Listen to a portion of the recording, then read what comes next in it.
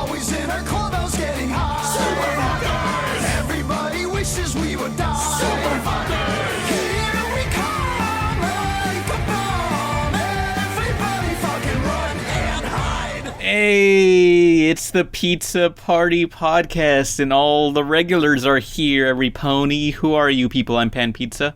Hey, it's Jim. I'm Izzy. And Jorge. I was waiting for you guys. I'm BlameItOnJorge. Feel free to interject whenever you want. But I'm the guest. But who are you, Jorge? I am a countdown YouTuber on YouTube, and I make horror mystery related videos. For anyone who's never seen your videos, which video would you recommend them seeing first? Definitely my favorite, which is top 40 Lost or Banned episodes of kid shows. Oh, yeah. That was one of my favorite videos I've ever made, so check that out if you're down. Yeah, I made a top 10 of Lost cartoons and stuff, and I saw you made a top 40, and I'm like, fuck, it has more views than me. Asshole. Yeah. Honestly, that was supposed to be like I remember that being like, my first draft was like, all right, top 15. Then I found more and like, all right, top 20, top 30, top 40. There, Hallmark. Good. It was all part of Jorge's grand design of blowing you out of the fucking water pan. Fuck you. I understand he has double the subscribers I do, but, shut up. Fuck everything. It's not a fucking race. No. Now people are gonna message Pan and be like, "Hey, can you tell Jorge I said hi?" Fuck. Ow. Step your game Pan. Top 40s, please. Oh man, because that's what happened with you guys. Like, people message you saying, "Hey, how come Pan doesn't answer my questions?" Yeah, I get that a lot. Can you tell Pan that I don't like what he said in that video, and here's the specific letter, and it's really long, and I'm like, I'm not gonna remember this. Yeah. I'm on a dating site. I'm on OkCupid, and someone found me. What and the their message, fuck? Okay. And their message was, "Tell Pan I said hi." Really? Wow. Fuck. That was today. Although I always had this idea, but I never wanted to go through with it since I'm afraid people will take it seriously. But I always wanted, at the end of videos, like everyone always says, please remember to like and subscribe. I always had the idea just to have a part where I also say, please like and subscribe. Also, if anybody's interested, I have an OkCupid, so feel free to message me through there. But Jorge, do you have any upcoming videos? Oh, I'm working on lost pieces of audio. Like what? That's actually really, really close to finishing. I'm editing. Jesus, let me try to think of one right now. I was just working on it. What's the number count of how many you're 11. 11. So do 12, Pan. Beat them. Fuck yeah. It was supposed to be 12. What sort of audio recordings would be on there? If you can say. If you want, like one. I don't know. I have to open up Premiere and I don't want to. You can't even remember off the top of your head? No, I know there's a few, but I'm like, what could I say? Oh, well, you talked about it in a different video, but one audio recording you brought up that I'm interested in is apparently some young musician in the 90s tried to pitch their Ren and Stimpy theme song to Nickelodeon, and it got rejected. And Kurt Cobain. Yeah, fuck. I was gonna build up to that, you asshole. That was the reveal. I was about to say, oh yeah, some shaggy-haired fella. Yeah, it was Kurt Cobain. Okay, cut that out then. Cut that out. No, it's ruined already. No. I think the interruption's better. Yeah. Yeah, so Kurt Cobain of Nirvana tried to make a theme song for Ren and Stimpy before he made it big, but that song It is rumored. Oh, rumored. Well, that makes sense because he was noted as a Ren and Stimpy fan, and there were several photos of him with a Ren, like I guess a plushie or stuffed animal or whatever. So like he was well known to be a big Ren and Stimpy fan. So I kind of I would believe it more. I mean that sounds like a good story. I believe it more if they said he came later after the show had aired. Like I don't know how he would have known about the show beforehand. That's the only part that I'm confused about and skeptical. Yeah.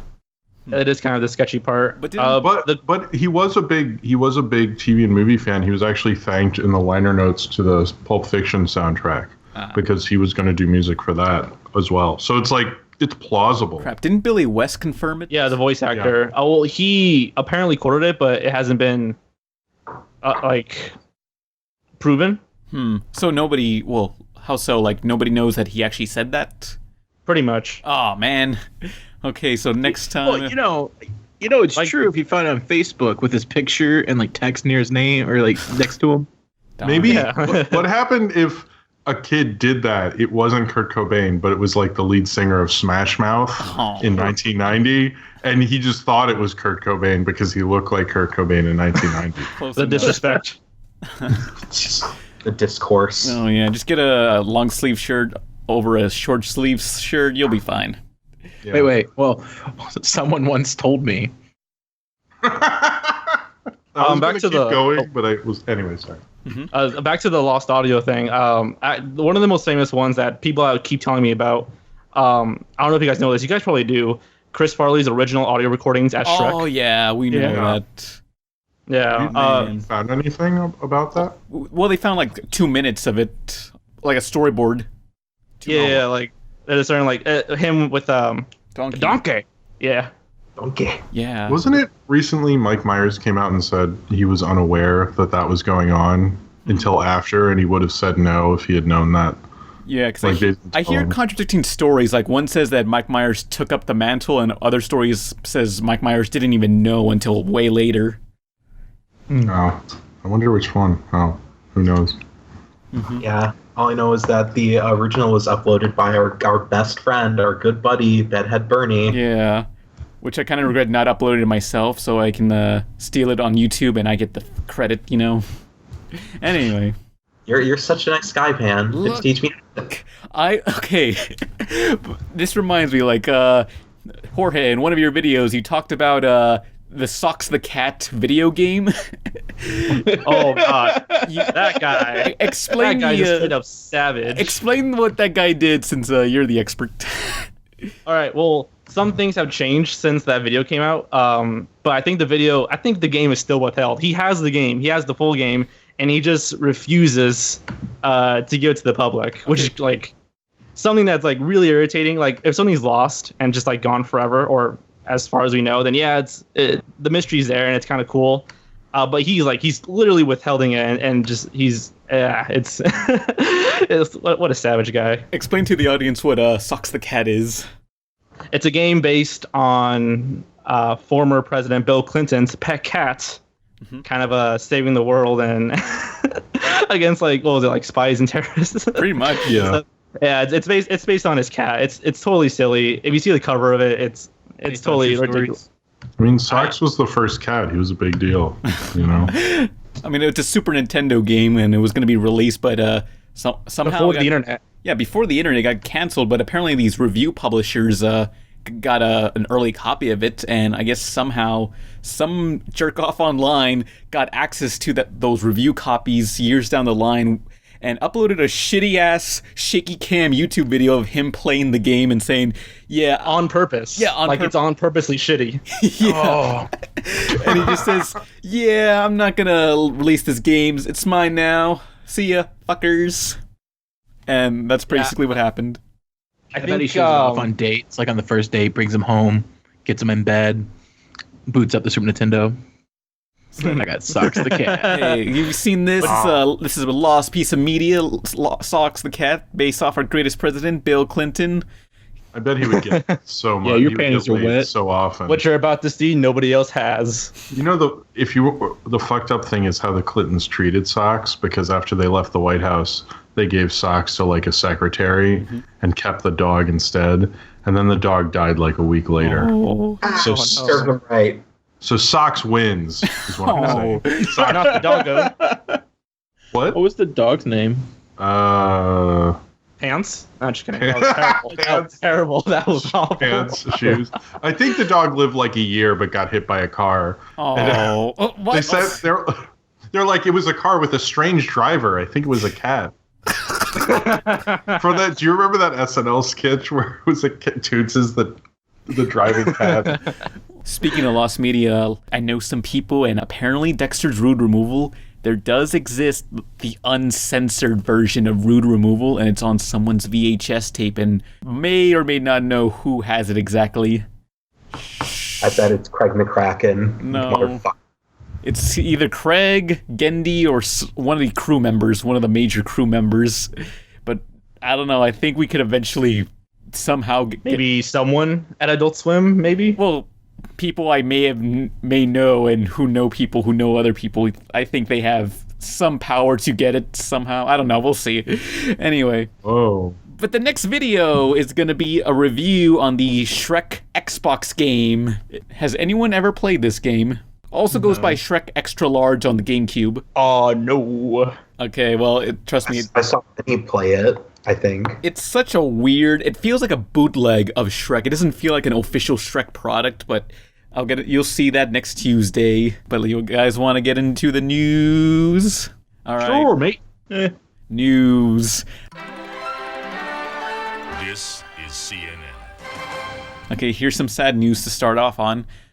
The voice act... Okay, for anyone who ever grew up with the Rugrats, voice actor Jack Riley, the voice of Stu Pickles, has died at age 80. Looks like he really has lost control of his life. You know what? That was like the next thing I saw. Like first it was an announcement, and then those jokes came up, and I'm like, God damn it, people.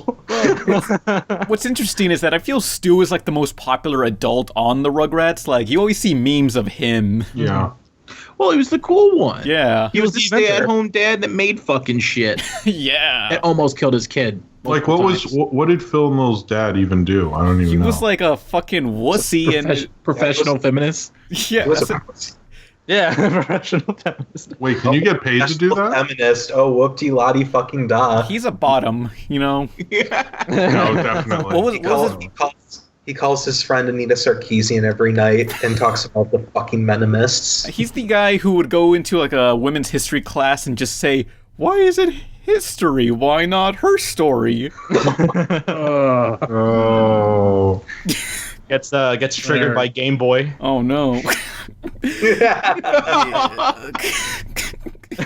Shit. Fucking Goddamn. But yeah, Stu, like, he was, I guess, the most prominent adult on the show. Like, I mean, what did Dee Dee do? Like, what did they call Dr. Lipschitz? Yeah. Was it? Oh, yeah. Don't they meet Dr. Lipschitz and he's kind of a quack or something? Yeah, he's an asshole.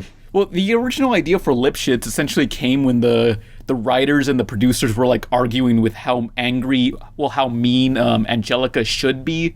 So basically, this is their way of therapy by making a character that tries to bridge a gap between the parents so they stop arguing. I don't know, Stu had a lot of memorable episodes, like that one weird episode where he fell off the house and he started thinking that he was a baby.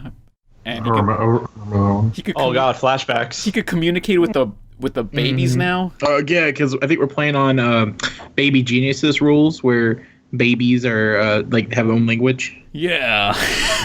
Wasn't it? Because they're geniuses. Didn't that episode get sad because they're like, "No, I need my dad. I don't need another baby." I think kind of so. thing. Yeah. I remember that. Pretty much. Yeah, it's kind of dark. It was one of the two. It was either like it was probably closer to like he needing his dad, but also losing his friend. Like I don't know. Yeah, I'm remembering it. It's like slowly coming back to me. That does sound really sad. Yeah, I mean, I think that's what happened. I think falling off a roof and thinking he was a baby. I think that's the same thing that happened to Melanie Martinez. Anyone know who that is? Yeah, because everybody's gonna fucking get that joke. It's mainstream popular music. You should know this, even though if you don't want to, you know. No, the only reason I know about it is because we had a call last night and you were telling me about it. Look, Melanie Martinez is a music artist that seems like she'd be from like a dystopian future where she's she's the girl with the two-tone hair, right? She's the one with the diaper thing, you know. Yeah, she had like the Crybaby music video. All her songs are about babies, like her dressing up as babies and making baby noises and using like alphabet blocks and tequila and sippy cups or whatever. That's her entire aesthetic. Really? She's a little. This is a real thing. This is not some like made up music artist. No, it's a thing. It's called littles. It's people that, particularly girls, that like to pretend that they are toddlers or younger age. This is a diaper fetish. It is a type of fetish, yes. Yeah, I thought that was a fetish. I remember seeing that on of all things Facebook. Just some girl who likes to be treated like a baby. This is a double standard. Without knowing this. This is a fucking double standard. Boy. Rat boy. My ass. I mean, with everyone else, I mean, if they have a diaper fetish, they get ridiculed. But Melanie Martinez, everyone freaking loves her. This is bullshit. She becomes famous. Yeah, fuck that. Miley also had something. She had like this video called Baby Talk or something, and it had like kind of exactly the same aesthetic as what she's going for. Oh man, it's spreading. Everyone's gonna do this. It's the mommy's boys, but real life. I would just like to say for the record, I did not bring that up. Izzy did. Rip in peace, Stu Pickles. Let's see more news. Rockos Modern Life is going to have a 1-hour special. Nickelodeon's producing another TV special for Rocko, and apparently the theme is Rocko will come back to O-Town after being in space for 20 years. It will focus on people's reliance on modern technology, so Rocko's going to have like an iPhone or something. You lost me at space. Yeah, space. Wouldn't he be all fucked up and antisocial because he won't know how to talk to people? Like, it'll be... Well, it's 2016. Couldn't they have like made it more of a direct reference of being like him going into a deep freezer and accidentally like getting locked in and they find him years later? Like that would feel like a better metaphor for the show being shelved. This isn't Futurama. I was thinking Captain America. Oh yeah, it could be like he went to that weird Inception planet and like he was only there for like 20 minutes, but it was really like 20 years. It's not Inception. It's super. Oh, Interstellar. Whatever. They both start with an I. And Nolan. Christopher Nolan's long-ass pretentious names. Yeah, it's like, I can't remember them. You knew what I was talking about, yeah. Right? Let's predict all the big, long words Christopher Nolan will name his films after. Metamorphosis. Photosynthesis. Paraplegic, yes. Well, he's doing that war movie. What's it, Dunkirk? But I think it turns out that really they're stuck in a time loop and their whole lives are war and they have to fight their way out of it. That sounds something like he'd do that I can't tell if that's a joke or not. No, well, right like now I think it's a joke. Twist. But, and it won't be as cool as like Edge of Tomorrow. It'll be super lame. I mean, if you saw the teaser trailer to Dunkirk, looks like the main characters fucking died in the first teaser trailer. Oh, with that... that opening thing with the guys and the soldiers and the That's the movie. They should have just had a trailer that says Chris Nolan has all the power and could make a movie like this. Chris Nolan can do whatever the fuck he wants. He made the third highest grossing movie ever. Rated PG-13. I don't know. Is Dark Knight? Dark Knight's in the top 10, I think. No. Yeah, Dark Knight's at top 10, but it's fallen. I think the top is like some Avengers, Avatar, Titanic. Oh, I think it's like Avengers, Avatar, Star Wars actually. Oh yeah, Star Wars is up there definitely. Yeah, Force Awakens is. See, now I gotta go on the Muju. Oh yeah, it's third, and they're all $2 billion movies. It's Force Awakens, Disney. Titanic, Avatar, and Jurassic World is fourth, and then the first Avengers is fifth. I didn't know Jurassic World made that much money. Oh fuck, Furious. That's crazy because that was recent. Yeah. Furious 7 is the sixth highest grossing movie of all time. Look, if you ever want your movie to make a ton of money, just kill one of the actors. It's true. Wait, what? Yeah, if you want Paul Walker died. Yeah. Oh. Yeah, like Dark Knight, Heath Ledger died. I thought because we were doing Lost Media, Titanic, like everyone died. This was like a weird Illuminati thing you'd found. Yeah, and Rose is like, "I'll never let go, Jack. I'll never let go," and then she fucking lets go like the bitch she is. Nice going, asshole. No, he asked her to let go. He was like, "Let go." Okay, my favorite thing about Titanic is the fact that like that like piece of door that they're on clearly could fit another person. Hey, isn't that like so hotly stated? I think people have tested that and like the weight. I don't know. Oh, I didn't read too much into it, but yeah, it's been hotly debated. Like room wise, probably, but like the weight of two of them, maybe. They couldn't both fit on that thing. Jack sacrificed himself because he had to, and plus he knew. I still want a scene. I want a deleted scene where they tried to get him on there, it didn't work, and then he decided to let go. No, he tried to get on. Mythbusters. He tried to get on a little bit, and it didn't work. And Mythbusters proved you can't both be on that piece of debris. It wouldn't have worked. Thank you. So it makes sense. Yeah. I take Rose's side on this. On this, She deserved to live. yeah. Also, Jack was just gonna. That relationship wasn't gonna work out. It's better he died. Oh, It Like, probably what was- wouldn't have, honestly. Like, people are like, oh, they're so romantic. And literally, Jack is just spewing fucking poetry and drawing her naked and shit. Like, that's not going to be a long-term investment. fuck. That's a vacation relationship. The Yeah. best thing, that relationship was good while she was on Titanic, but when the whole ship thing was over and she was back in America and she realized she had syphilis, it was not going to be as fun. Why do you hate love? I'm sorry, I'm a romantic. Okay, Jim. I'm just saying he probably had syphilis. I mean, it's just like, It's just the times. Yeah. yeah, I mean, like 1 out of 10 chance. I just think. Yeah, because their relationship was 1 out of 10. But That entire boat was fucked then. But it's supposed to be magical because, their relationship only existed in that time. So it's like Jimi Hendrix. It didn't last long enough to really start to suck. So you're like, wow, what a genius. But if Jimi Hendrix had lived in like the 80s it happened, you wouldn't like that shit. Oh, No? stop ruining everything. Sorry.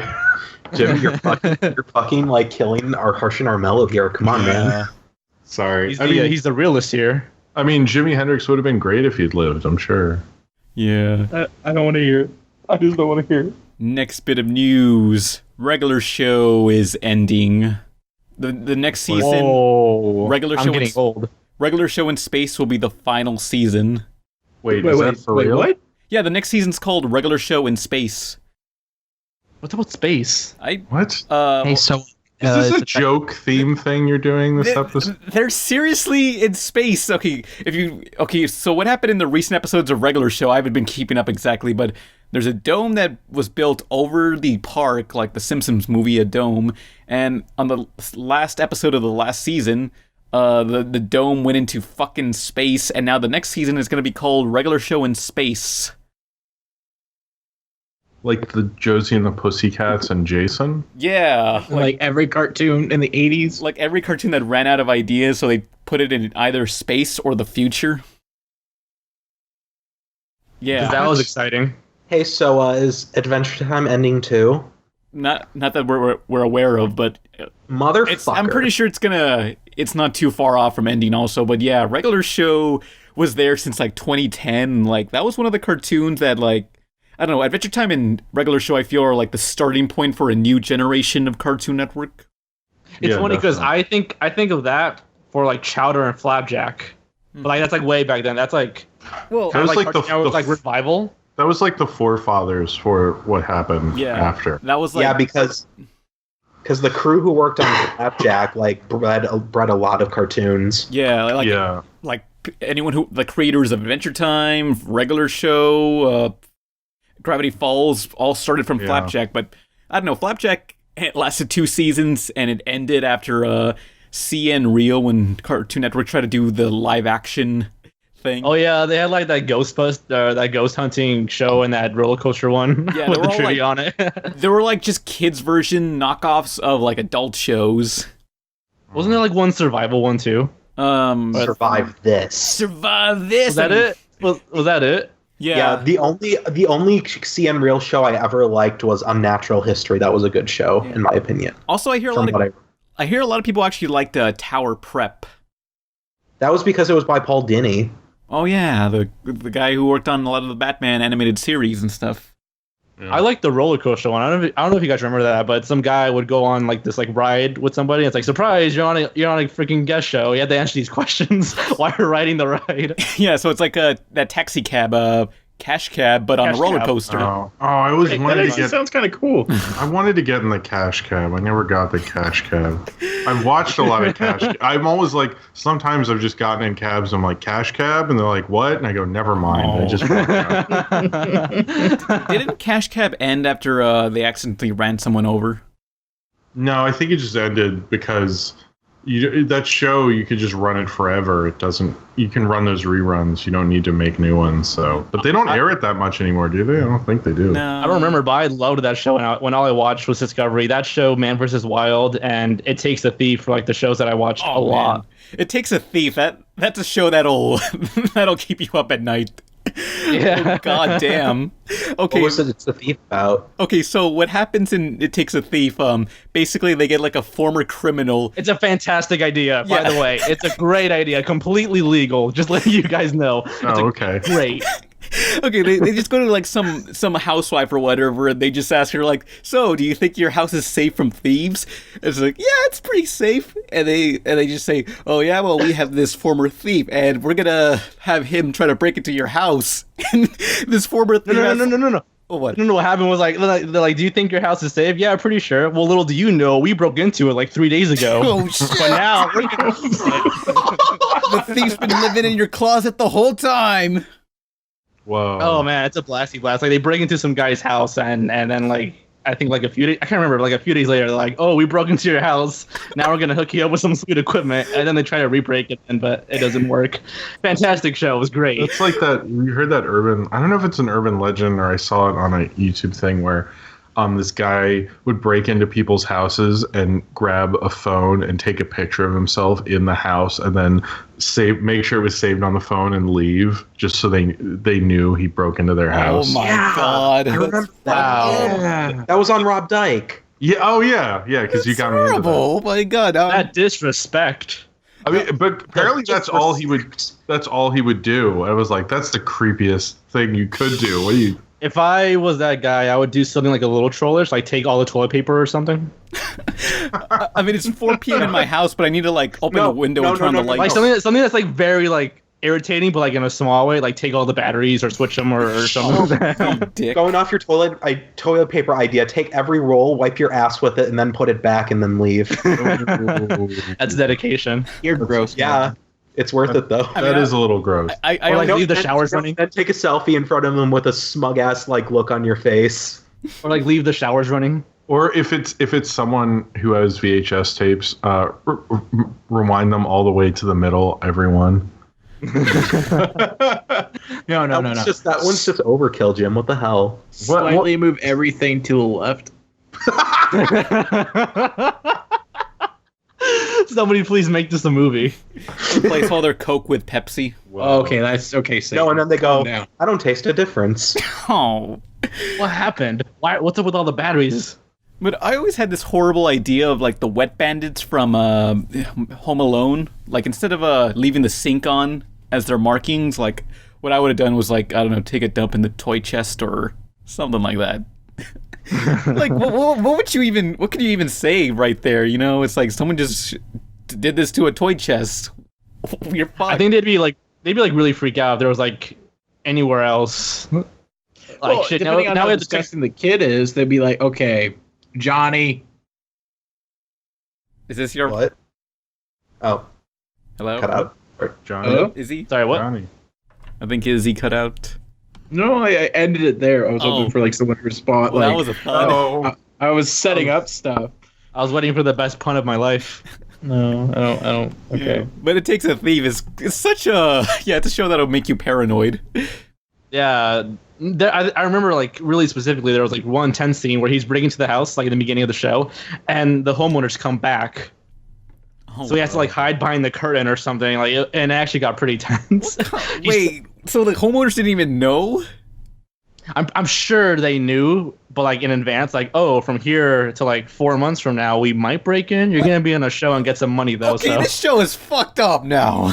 it's great. It's fantastic. But- Real. Wait, real quick. So you said that like he broke in and the people start showing up. Now was One the episode footage in particular. Right. But was the footage done well, as if there was a camera crew? Oh no, it's all security. No. Okay. I really would believe it's just like people's disbelief is supposed to just assume that somehow they're getting footage perfectly clear in HD. No, it was all security. That'd be amazing though if that fooled little me. Because I'm animating for Anime right now, and they had us do a Catch a Predator Pokemon Go parody thing. Oh. So I had to watch How to Catch a Predator because I've never actually seen the show. To get the references and such to do it justice, and like I wasn't thinking about it, but everything's all clear and such, the camera angles and such, but that show does a good job at like occasionally when the predator's supposed to leave the house to go get arrested, you see the camera crew like there's another camera person behind those people, and so like it's this awkward thing where these people are like I was gonna touch the kid, I mean I wasn't gonna do anything, I don't know what you're talking about, but there's like fucking cameras and microphones shoved in their face too. I was like on that show, they'd always say, I just came to tell her, not to do that. I'm like, what? What? Like, you're wearing a down to fuck shirt. I don't think that's what you're doing. Oh, man. To clarify here, How to Catch a Predator is where they set up a sting house and they get like cyber sex some kids and then they invite them over and then these perverts come. And then instead of a little kid being there, it's Chris Hansen. Just saying, why don't you take a seat right there? Yeah. What if they set this whole thing up and they go, actually, Chris, I came because I want to see you. Bum, bum, bum. That's the Boondocks. That happened in the Boondocks. Oh, did they do that on Boondocks? Sort of, except it was way, way more explicit. Yeah. Maybe like someone really wants to have sex with Chris Hansen. Maybe that's exactly what happened on the Boondocks. Oh no. You want to explain to me what you're doing here? I came looking for booty. You came looking for sex with an underage boy? Oh, no, I ain't come looking for no little boys. I came looking for man's butt. A man's butt? Excuse me? Oh, I know who you are, Chris Hansen. But see, I calls you Chris Handsome. There's a meme on a dating site where someone screen capped it and it's like clearly an underage girl, and then the message to him like, hey, I'm young, I'm ready to suck dick, and then like the guy responds with, oh, Chris Hansen, I've always wanted to meet you, but not like this. Yeah, I heard they don't do the show anymore because it's becoming harder and harder to catch pedophiles like this or something. Well, because I watched it on YouTube and there was one that was like the special where all the people actually was aware of the show. Uh-huh. But they still tried it anyways. What the fuck? Wait, what? Yeah, there was like one black guy goes in. It was like as soon as like the girl turns the corner, and then Chris Hansen walks and goes, "Oh, I knew about this. I was just testing. Oh, Chris Hansen, can I get a photo, please? Oh my god. Oh yes, I knew this would happen. Yes. So it got like too aware. Like people were starting to catch on. Essentially, they just want to meet Chris Hansen. Well, that guy legitimately was trying to do something, but that was his cover up. Was like, I was just seeing if it works. Sorry, I'm trying to walk out. And then like other ones are like, so, hey, I'm Chris Hansen from Dateline NBC, and like, oh yeah, I'm fully aware. So you know who I am. You know why you're here. Yeah, and you still went through it. What if instead it's like, hi, I'm Rick Harrison, and this is my pawn shop. What I want to see happen is like someone who wants to meet Chris Hansen really badly, so they try to like lure Chris Hansen, but they go to the house and they realize, oh wait, it's an actual 12-year-old. Damn it! Oh, I'm not Chris Hansen. What the fuck? This is a really dark joke. Yeah, this is a weird improv game. Hey man, are we gonna fuck or what? No, I thought we could play Halo 2 also. And fuck after. I thought this was a sting operation. We can listen to Sting if you want to. What? I don't know what Sting is. What the fuck's that? I'll be your desert rose. The fuck is that a reference to? Holy shit. That's a song from the... I'm so mad. I could have used the fuck your old joke here, but instead I used it back then. Damn it. You can only use it once. Yeah, well, Nolan and I signed a contract. He can only do it once an episode, so... Everybody gets one. Yeah. Oh, that's like my favorite Family Guy joke. That's Spider-Man. It's like so random, but I was like, I like that. He's like, everybody gets one. Off that subject, but regular show is ending. Yeah. Oh yeah, that's what we're talking about. Sorry to derail it into pedophiles, but yeah, regular show's ending. That show lasted for 8 seasons. Yeah. Yeah. That it's sad news to hear a show that's not Adventure Time, going off the air, But like at the same time, you also have to appreciate that it lasted a long time. Yeah, it ran its course well. Each season had 30 to 40 episodes, so like it's got a good chunk of like it has a lot to go back and revisit. Mm-hmm. Oh yeah. Yeah, I wonder what the crew are gonna do next. What J.G. Quintel's gonna do. I just hope it ends on a good note. Like I don't know how each season went, but I don't want it to like go downhill and then get canceled. Yeah.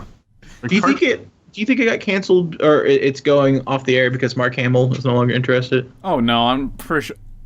I don't think so, since like he's not a major character. Yeah, I mean, I don't know. I feel like maybe they're gonna start with more, hopefully newer shows. Yeah, they kind of like Adventure Time and regular show are kind of like airing very few times per the day, and all these newer shows are taking over. And I wish they'd have like something a little more interesting than Teen Titans Go. And this fall, aren't they releasing a bunch of new pilots or new series like Mighty Magiswords and the Ben 10 reboot? Ben 10. I heard about that. And isn't OKKO also getting a series? I'm sure eventually, but not right now. Okay. No, nothing's announced, but Mighty Magisword is the newest show, which at Comic-Con, they gave out these giant foam swords of one of the Mighty Magiswords, the one that has like a pumpkin on it. And I put that in my luggage over the plane, and apparently TSA didn't like that very much, and I got like some notice in my luggage saying that they had to check my luggage just for this one sword. I don't know, it might be a bomb. Yeah, thanks a lot. Oh shit, we're dealing with the Hobgoblin. Thanks a lot, Mighty Magisword. The TSA walks up to you. Sorry, we had to check out this bomb because the sword was the bomb. Hey! Yeah. Oh, you want to try and get TV Kyle on here? Oh yeah, I asked him at Comic-Con. It's like he just said, "Oh, I don't know, like around fall, maybe I can do it." Something like that. He's a dorky dude. I love him. Oh yeah, he was wearing like this gold vest. Like he always wears these inflatable vests that look like what. The Marty McFly vest? Yeah, but he was wearing like a shiny gold one. It's like, what? Is that like level 99? Oh my god. How did he get that? The best. The best. Are you familiar with Joe Goes? What's that? The Badge of Shame guy. It's a guy who like awkwardly interviews people at conventions. Like went to a Power Ranger convention, but asked nothing but Ninja Turtle stuff. But TV Kyle, the showrunner for that show, is in that. Like it predates the show, of course, but it's just like one of those things where he's like, he's talking about the first Power Ranger or something. To just answering questions and stuff, and that video is really fun. I'll have to give it to you to put in the description. Okay, about Ninja Turtles commercial, Ninja Turtles questions. That's hilarious. I think they did a crossover which is pretty insane. I don't know if you guys saw that. Oh, Power Rangers in Space with the Next Mutation. It's like, who cares about those versions? Like Power Rangers in Space and Next Mutation. That's like. Why? Hey! Power Rangers in Space was the series that saved the that team saved the show. Okay, well, that's actually oh, you might be right. I was thinking what's the time one? Oh, Time Force. Time Force. Of course. So why did that come to my mind? Yeah, Time Force. Yeah. No, because Turbo almost got the show canceled. Oh man. Because once you get baked into a pizza monster, there's really no like going back. Mm-hmm. And a little kid with the dead parents.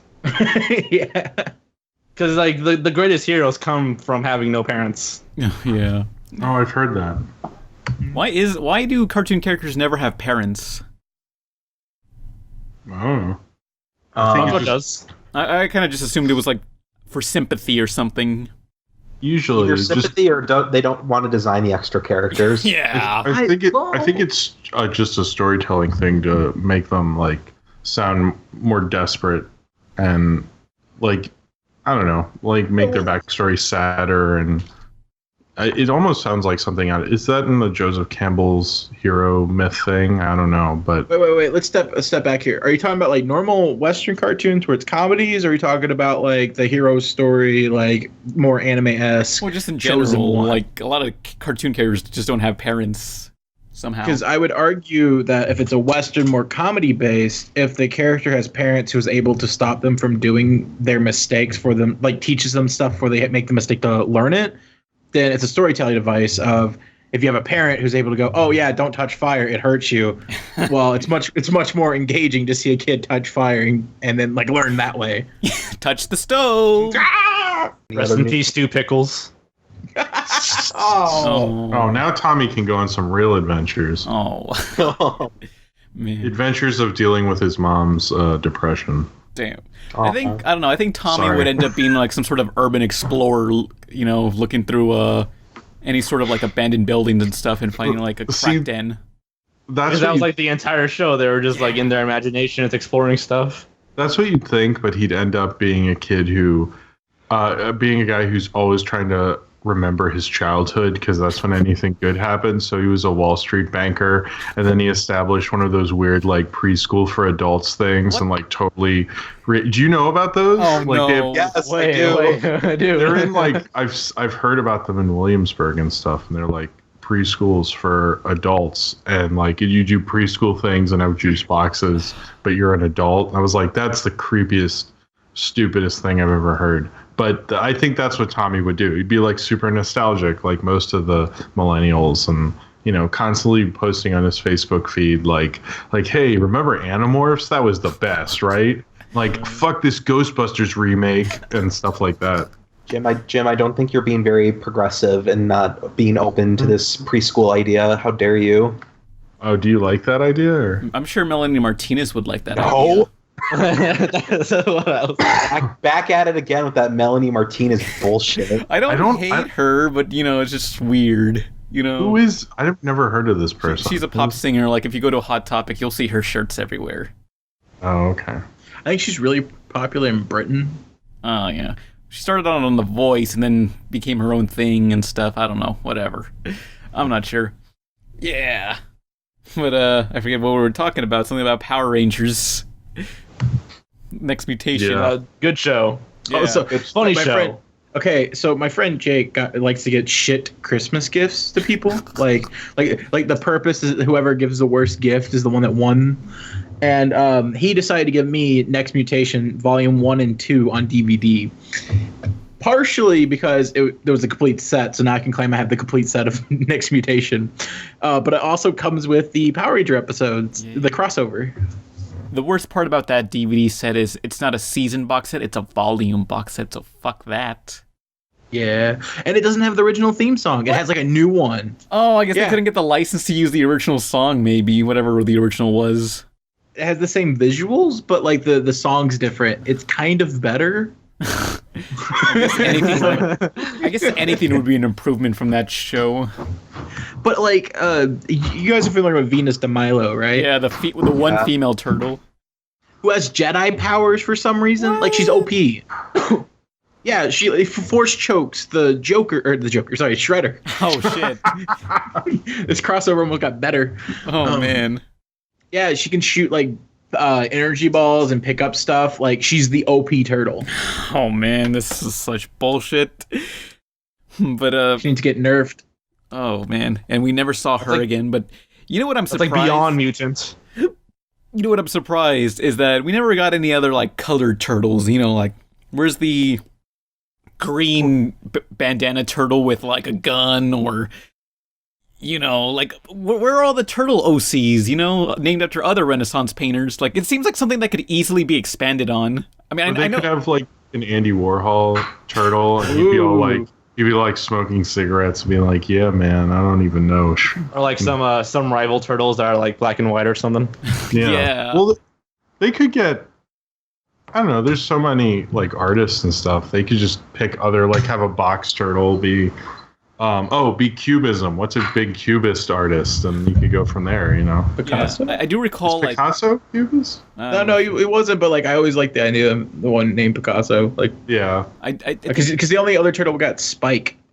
Oh yeah. Yeah. Or Who's he Slash. named after? Oh, so he was named after Slash from Guns N' Roses, Right.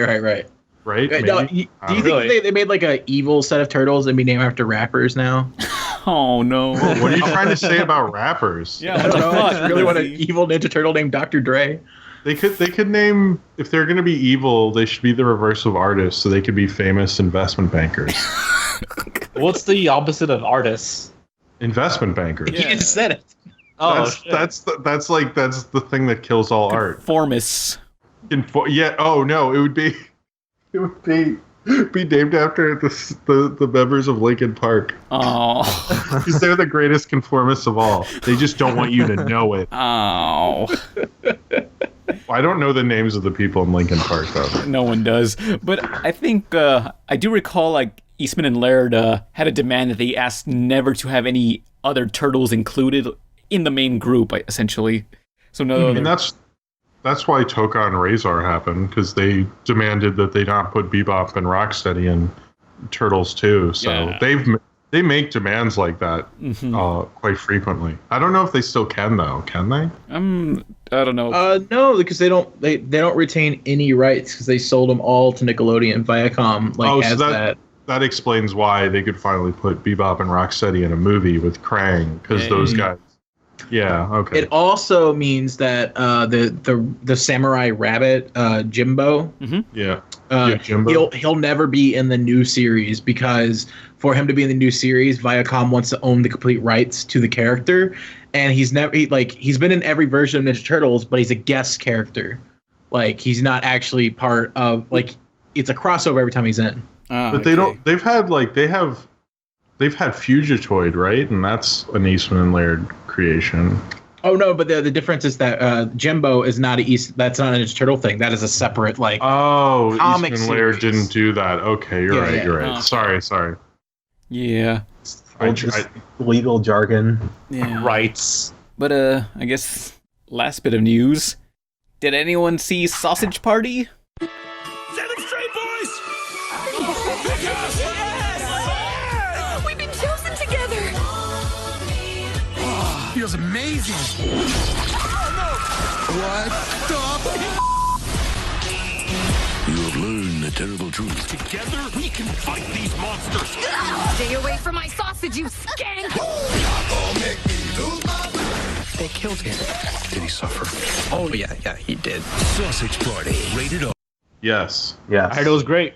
I thought it was good, not incredible. You know, I thought it was like it kind of felt like a trailer, like a Pixar parody trailer stretched out, because I kind of feel That like was the thing. That was the joke. I know. I kind of felt like I got the whole joke just from watching the trailer itself. You know, it's like. I mean, I like the idea of it, and I like how they came up with the idea that in Toy Story, all our toys like want to like really like us, and in this one, our food like thinks we're awful and evil, and I like that twist on it, and it worked. Like, Seth Rogen's not usually good at satire, and he was pretty good, because he wrote it. It was a better written script than he usually does, but I didn't love it. But Nolan, can I tell them what you texted me when you knew I was seeing it? Yeah, go ahead. Oh, so Nolan texted me he was like, "What are you doing today?" I was like, "Oh, I'm seeing Sausage Party." He was like, "Text me as soon as the movie's over to let me know if the food orgy made it in." It did. I was like right when the credits went up, I'm like, "The food orgy's in, Nolan." And I was like, yes. It fucking happened. It was like, when I was watching, I was like, "What the fuck, food orgy?" Did not expect the food orgy. Well, the script leaked like during the Sony hack, so everyone read it and found out about that. So we were just like, "Is it really gonna happen?" It did. Yes. I mean, I'm kind of. It'd be crazy if it didn't. Yeah, it's like, Yeah. what the fuck? Because then that means that they're aware. Like, I paid to see this. Where is it? What the fuck? I don't think it's an amazing movie, but I'm kind of just happy that an R-rated animated film is making money. That I'm kind of just like, I think I would be more upset with it if there were 20 R-rated animated movies a year or something like that. Yeah. And maybe if this paves the way for that success, I won't probably like it as much. And I'm just kind of I'm more happy that, like, when I saw it, normal people were in the theater laughing and talking about how amazing it was. And I was like, that's a pretty big step forward, because when I see most R-rated animated films in theaters, it's like me and 4 other jerks, and that's like it. Yeah. And it's like, so I'm happy about that. But as a movie, it's kind of, I don't know. It's probably because of the marketing helping it a lot. I remember seeing the trailer thinking it was kind of like a happy-go-lucky, oh, look, it's probably DreamWorks or something. And then, when the shit drops, I'm like, oh, this is going to be pretty good. Yeah. I mean, like that was brilliant. It was, but it does use, the way it uses stereotypes, I'm like half like, well, maybe I should just relax, and half like, I don't know how I feel about Selma Hayek playing a taco. Yeah. I'm surprised how I felt the movie was somewhat tame, Like, I feel like I've seen a lot more disturbing stuff on Adult Swim. That's true. And they do overuse fuck, like a 12-year-old is trying to prove himself to be edgy. Yeah. Like a Kevin Smith film? They overdid it with the fucks and that. I was just like, calm down, guys. Like, this is a bit... But that's like an R-rated animated thing, where you have... If, like, Helen Back did the same thing, where, like, they just overdid it with the profanity, and you're like, I mean, I never have a problem with profanity except in movies like that, where I'm like guys, like, stop it. Forced. Yeah, it just feels like they're really trying to prove how edgy they are. I'm like, you're already in an R-rated animated movie. You don't need to say fuck all the time. Yeah. They kind of did that with Deadpool. Oh, no, I think Deadpool was fine. Yeah, Deadpool did. I mean, maybe a little, but not as much as Sausage Party. Mm-hmm. Yeah, I haven't seen Sausage Party. Yeah, but I thought it was good. Not amazing, but good, Although I'm kind of disappointed by the ending, because it makes you think that they're going to lead up to something, but it just cuts to credits, but I guess it's just going to be sequel bait. Yeah, I think they said they want to do a sequel. So. Because everything's a series now. Yeah. I mean, I don't think they make movies without the idea of there potentially going to be 3. Yeah. But people are... I got a few messages saying, well, how come if you want to support R-rated animated movies, why are you watching this and not Melissa? And it's like... nobody fucking knows what that movie is. Second, that only plays in limited release theaters on like Wednesday afternoons. Like, no one's gonna see that, you asshole. I mean, I don't think they get saying something like that. They don't really understand. Like, Anomalisa wasn't marketed the same. It isn't like this was an opportunity. Anomalisa is certainly a better movie, but you have to like actually think of what that release is like. And there are many people I've talked to who couldn't see Anomalisa. Yeah. It just wasn't. They're not going to drive 2 hours to see Anomalisa. I like Anomalisa a lot. I'm not going to drive 2 hours to see that fucking thing. I would just wait. So like when they have Sausage Parties playing at the 3 theaters they have, and then they're going to see it, that is more of a victory to me. That it could open in a wide release. Like Hell and Back barely opened, and that was the last one I can think, and that sucked too. So yeah. But with with Sausage Party success, like hoping the Goon movie actually materializes. Oh, because that'll actually be good. Yeah, the director of Deadpool, like he said after Deadpool's R-rated success, he got the chance to work on the Goon animated CGI film again, and nobody wanted to touch that since that was also an R-rated animated film, so hoping that's gonna finally happen now. Yeah. But there also is some other news of Sausage Party, because behind the scenes, apparently half the animation staff weren't even credited, because apparently a lot of people were overworked or threatened with being blacklisted from the industry. Yeah, I heard about that too. They didn't do overtime and stuff, and sorry, I'll let you finish. Oh, go on. I'm done. Oh, I was just gonna say that when I saw it, and I went, "How much did this thing cost?" Like, I kept thinking that. It was like, it's crazy they put this much money in an R-rated animated film. And then when I got home, it said $20 million, and I know, like, for real, well, it didn't look that expensive. I mean, there was a very. Well, it looked more than 20 million. It looked like 20 million's pretty low. I would have said 60, but I mean, look, most productions lie about how much they cost. That's fairly regular. But 20 million seemed excessively low, and I was like, man, I guess it just worked out. I don't know. And then when I heard the animator thing, I go, that kind of makes sense. But a lot of people have said it doesn't add up to as much as you think it does, but they definitely like screwed over a lot of people. But that's sadly too common on animated films. They should have found a better way to reward people, because that's what Disney usually does, gives you like time off or pays you overtime later or something like that, you know. So Or just send you a gift basket full of merchandise. or well, when I did Here's a free pass to Disneyland. Thank you for all your hard work. I reviewed Pete's Dragon. I learned because Don Bluth and the original Pete's Dragon, Don Bluth animated Elliot the Dragon with like 3 other people, and they worked so much overtime, and they made a deal that every hour of overtime they would get an hour of vacation, and at the end of the production they had 6 weeks of vacation, and because of that 6 weeks of vacation, Don Bluth had enough time to make his first short film and then realized he didn't want to work at Disney anymore. So like it can work out for the animators in a way if you have a better company, but it doesn't sound like these newer companies are coming up with incentives like Disney, I guess, or I'm sure someone who listens to this and works for Disney is like, they don't do that shit anymore. He's a fucking Don Bluth. Fuck that guy. There was a Pixar artist that came to talk to my school, and she mentioned that like lunch is kind of depressing because this Pixar and Disney are getting so big that like it's really easy for you to go into work and then just see a bunch of people you've never seen before, and that like that's who you're around now. Like it's hard to like maintain friendships sometimes. Damn, that's depressing. Yeah. That sounds like well, it's one of those things. It's like, man, like the more I hear about studios, the less it sounds appealing to be, you know, like be part of them.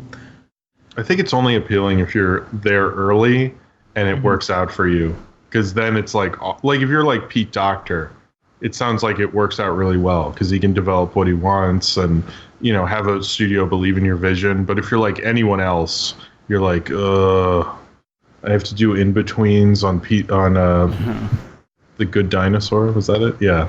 I don't think they do in-betweens anymore. Well, I just sorry, you're right. No, I just would come up with something. It was probably like, I have to get Lasseter coffee again. Fuck that guy. Fucking hate Lasseter. Because I think the CG wise, how it's set up is that you have the first animator who blocks out the animation. Mm-hmm. So it's like all the key poses, and then it's in a form called stepped animation, and that's where the poses just like jump between the different pieces, different keyframes. Then they have spline, and that's where it's the computer generated. Okay, fine. Okay, I don't know. I was getting into that. Okay, it was like, I don't know. I kind of felt like, shoot, he's kind of dying. I don't know. I was like, what do you think? Does she keep going? No, it's good. And while you're playing, while that in the podcast post, like edit in Moonlight Sonata slowly fading in as he's talking about it. Okay, yeah, but yeah, Sausage Party. Fuck them for mistreating animators, but I hope it's successful. So you know. Yeah, it's a weird thing because you're like, I want an R-rated animated movie to be successful, but I also don't like that those animators got fucked over. So they kind of ruins the success that they had shitty business practices. One shall stand and one shall fall. But hey, also Kubo was in theaters. Did anyone else see Kubo? It was fucking amazing. I saw Kubo. Yeah, not. It's not doing as well as I thought it would. Well, Leica movies never really do that well, but isn't Leica owned by just some guy who owns like I forget, maybe Nike or some shoe company? And I think it's owned by his son runs it, but I think they use Nike money to buy it. Yeah, isn't just like one big passion studio just like, hey, we know it's not going to do very well, but here's a bunch of money. Go ahead. Fuck you guys. Do whatever. I don't care. I was surprised because I thought Kubo was going to be the big movie this weekend, but it was like 4th. Yeah. And like on its opening weekend? Yeah, which is not great. But maybe it can like make, because the one thing animated kids movies do well over time, because most of the people who are going to them are, if I've said this before, you can stop me, but the most people who go to them are parents or grandparents who are buying the tickets, and they don't care as much about opening weekend, so they could feasibly make their money back. But I kind of hope that works out. But it didn't open great. But it was a really good adventure movie. I haven't seen a good adventure movie like this in a while. Yeah, it was fucking amazing. The visuals were amazing. It was directed by the guys, the CEO of Leica. It's the guy who's the son of the guy who owns Nike. Mm-hmm. I mean, I think it would be. This is my favorite animated movie I saw in theaters since Book of Life. Oh, really? Which they both sort of have similar themes going on, but yeah, it was a great film. Putting that on my to-do list. Mm-hmm. It was just like the design of it was just so eye-catching. It was just like, especially there's a part where they go underwater, and I won't spoil it, but that was just like, I was like, holy shit, this is like really amazing looking. And I also, you should give. I don't think their character designs look too similar from movie to movie, and I think that's pretty cool. Yeah. Like, it's just, I really, just the technical side of it was worth seeing enough for me. Oh, yeah. Yeah, but I don't know. I think, obviously, my favorite characters are those two witches you see in the trailer, which I'm sure, tons of people are going to dress up as those from now on. Or is that just what you're hoping? Or? Well, I'm sure it's going to happen. I mean, they look distinct enough, so yeah. Yeah. Yeah, so yeah, Kubo the Two Strings was fucking great. But yeah, you guys want to just get into the questions or just talk about Lost Media? We can talk about Lost Media. We can talk about Lost Media a little bit, because I did want to bring up the Christine Chubbuck thing. Oh, yeah, let's talk about some depressing news. Thanks, Nolan. All right, news, Nolan. All right, well. Explain what this is. There's a piece of Lost Media called the Christine Chubbuck's on-air suicide tape. In 1974, this news anchor called Christine Chubbuck, who was dealing with depression and suicidal ideations, eventually went on air once and said, in keeping with Channel 40's policy of bringing you the latest in blood and guts and in living color, you are going to see another first, an attempted suicide. That was in 1974, and that aired. And what'd she do? She basically pulled out a gun and shot herself on there. Whoa. Oh, yeah. And people have not been able to find it until now. Somebody who was a widow of somebody who worked for the station had a copy, and she got a lot of calls about it. And so she decided, and she reportedly passed it on to a quote-unquote very large law firm. Mm-hmm. So now this law firm has the tape. Yeah. So if anybody wants to find out this law firm and go steal it, I'd appreciate it. Yeah. Well, there's two movies, right, at Sundance. Wasn't it? There's a live action one and a documentary. Do I have that right? Or there were two movies at Sundance about her recently. The recent Sundance. Yeah, there have been two. I don't know what they're called though. Yeah. Wait, so as of now, it's still lost. I beg your pardon?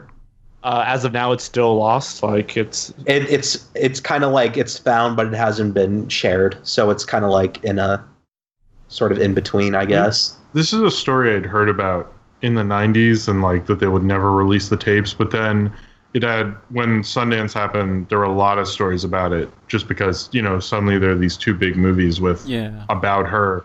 But I didn't know about the law firm, but I knew a widow had it.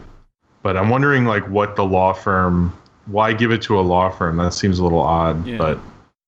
I mean, it's what are they going to do with it exactly? I guess they're just going to leave it in a vault somewhere to rot forever.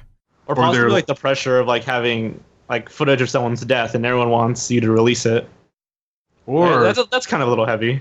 Or they're like, hey, let's have our YouTube channel blow the fuck up and upload this shit right now. Like, comment, and subscribe. I hope it's like the worst YouTuber they can find. Like, they hire someone to intro and go, yo, this is the craziest shit that no one's ever seen. How's it going, bro? It's just me, PewDiePie. And today we're going to look at the Chubbuck suicide film. Watch this bitch is gonna blow her brains out, and it's gonna blow your fucking mind. Watch this. What? Whoa, damn. This video is sponsored by Loot Crate. And then at the end they go, we just want to say our thoughts and prayers are with the family. But wasn't that shit crazy? Jesus fucking Christ. Why is the cast so dark? What do we do? Sorry. This is a very dark podcast. My specialty. Everything's ruined. Yeah. So what we're saying is it's all Jorge's fault. He's right over there. He cursed us. Username with bringing up things at inappropriate times. Blame it on Jorge. I came here for lost media, and now I'm satisfied. Yeah. I think it's interesting because I was watching your videos and I was thinking about how I used to be into lost media when you'd have to like mail a blank tape to someone and they'd mail it back to you, and it was so hard to get anywhere in terms of lost media. That sounds creepy. Oh, yeah, in like the 90s, that's what you'd have to mail them and like a check or money order a blank VHS, and they'd mail you the blank VHS back, and it would have like the movie you wanted on it, and like things like the Clerks sitcom pilot, which I think you can find on. I saw it recently, but like stuff like that you'd be like, oh, I guess I'll never see it. Now, like so many people have access to YouTube and any sort of video service that things don't have to stay lost as often. It's kind of interesting how the internet's changed that, And that's why the wiki's so interesting, because you'd think that nothing's lost or anything's like easily found, but there's like an entire wiki to things that we just can't find. No, I'm often surprised what the internet doesn't have, and then what it does have, it's like kind of odd, because you'd think at this point, oh, everything's online, but often a lot of things aren't. But it has changed a lot because of the internet. But I mean, look at what you guys did with A Day with SpongeBob. You've like Jesus reignited. It wasn't lost. It wasn't even made, and now it's actually happening. Yeah. So are they going to kickstart the actual thing? Well, from what I know, the script was found. Mm-hmm. I think the Lost Media search team. I know them. They found the script and they told me about it. Oh, you have connections. What the fuck? I literally sent you the script too, you idiot. Oh, right. Yeah, I forgot about that. Well, it was like, I read like parts of it and I was like, man, what was the kid's name? Well, I don't think we should say it because we'll call him Tobias. Like it was, Tobias. I don't know. I read it. It was like, man, I read it and like it seemed like Tobias was like really gay for SpongeBob, like not in a friendship way, but really gay. It was uncomfortable to read. I don't know. That movie got insanely popular. Like it was like the biggest piece of lost media. It was so huge. Mm-hmm. I got like emails and messages daily about people who like claimed to have it, or like there was like some Amazon listing for the movie apparently that was like $100, and no one was buying into it, and it was true and fake. But yeah, they found Lorenzo, the guy behind it. Regal Films has like nothing to do with it. They found the script and something with the Kickstarter. Yeah, I'll link the video again. It's a great video. Yeah, I'll explain. It's our good friend Bedhead Berny. Yeah, who keeps coming back. Link below. I mean, it's kind of interesting that a small DVD-only company that just made these weird documentaries decided to make like kind of a different, like, a mockumentary about SpongeBob. That's kind of an interesting. I don't know. To me, that's kind of interesting that like one of those. I'd watch that. Mm-hmm. Yeah, that they just were like, hey, let's do something creatively different. Like you wouldn't think those companies that would cross their minds, Yeah. So yeah. I think it's interesting that they at least thought to do that. That's kind of I don't know, but it didn't actually happen. I don't know if you guys know about this, but do you guys know about the Sesame Street episode, the one with the Wicked Witch of the West, like frying a bunch? Oh, was that found? Oh no, it wasn't found, but there's like a petition for the re-release. Apparently, it exists somewhere. What's the deal with that? I don't know the deal. So there was a Sesame Street episode featuring Margaret Hamilton, the lady that played the Wicked Witch of the West. Mm-hmm. She was on the websode, and like Oscar like falls the one in the trash can falls in love with her. Yeah, falls in love with her, and she's like playing with the puppets and all that. But it like scared like a shit ton of children. Like it frightened everyone that saw that, and parents were sending in like really angry letters and all that. So the episode was kind of the episode just kind of like stored away and it was kind of forgotten about for a while. But pretty recently, like I think like a week ago, there's now like a petition for the re-release of episode 847. That's what it's known as. Yeah. Huh. I wonder who, like, could HBO release that or would Sesame Street release that? I don't know. I guess Sesame Street. I guess because they probably have the episode in a vault. I mean, they should. I don't know. I know that when she died, there was a famous some newscaster was like was like, man, that lady scared me, or like that witch scared me for years. And I thought she said bitch or something. But there was also the other Sesame Street episodes that were lost, like the one with that Snuffy's parents get a divorce. Yeah, the elephant thing. Yeah. Yeah. But because apparently the kids were just so terrified from the screening of it, they were just like, is this going to happen to my parents? Oh, no. Yeah, it was supposed to teach children about, like, divorce, and then they're like, oh, no, my parents are not going to love me. Oh. Yeah, so someone in Sesame Street has this. Honestly, to me, that sounds like they just handled the topic very poorly. Like to make their kids think that. Like surely they must have these episodes somewhere in a vault, please. I think Mr. Rogers also made an episode about divorce, and it was like you mentioned one, I might be wrong. You mentioned one about like Mr. Rogers in wartime. Explain that one. What the fuck? I know I did, but I can't recall it. I know which one we're talking about. It's so obscure right now. Okay, well, I saw the video recently, but essentially, apparently, the land of make-believe, was that what it's called? The little puppets, apparently they were going to war, and then it ended on, like, I don't know, Mr. Rogers telling the audience, like, war is bad, but you kids are the future and can change that. Yeah, it was an entire 5-episode, like, arc. Oh my all god. About war. Damn. Mr. Rogers is my favorite anime. Oh, shit. The Kingdom of Make-Believe at War arc, oh no. But recently there was this one animated thing on Nickelodeon that got released, The Electric Piper, was it? Yep. Yeah, apparently I think it was by the creator of Chuck Zone, and it was the fairy tale, the Piper, I don't know, that one fairy tale. Oh wait, go on, sorry. I don't know this fairy tale at all. You explain it, I got no idea. About the Electric Piper? Yeah, I think so. That's it. Yeah, it was about a guitarist named Sly, and it's a little like cliche story. Has to learn about like something about he's like drawing like the kid. He's like using his music to draw kids away from the city, but then it's like bring them back or something. It's something like that. It's really really obscure, but since it's like Nickelodeon, it's like a huge deal, and they found the movie pretty recently. The first link I saw was from Google Drive, and now it's on YouTube. The whole thing's on YouTube. So the Piper story that Pam was talking about is about this guy who had a pipe. A piper that was able to play music to drive rats out of a place. I think it was rats. That's what it was. Yeah. And then people weren't going to pay him the gold that he deserved for, exterminating the rats. So he used the piper to call like he took all the children or something. Yeah, that was it. What the fuck? But yeah, like people were saying, Pan, they found this thing. They found this old lost media thing, and I was like, I don't know what this is. I don't care. Fuck this. I didn't even I watched like 2 seconds of it. It's like, what is this? Who cares? Next. Yeah, again, it's totally obscure. Like, I don't even know if it was like that huge. The Gravity Falls pilot, that was huge. Oh yeah, that got released also because so apparently what happened was Alex Hirsch or someone on the Gravity Falls crew had this giant Phil Cipher statue, and they put it out in the middle of the forest somewhere in the world, and someone found it, and with finding it, they decided, hey, time to release the pilot to Gravity Falls.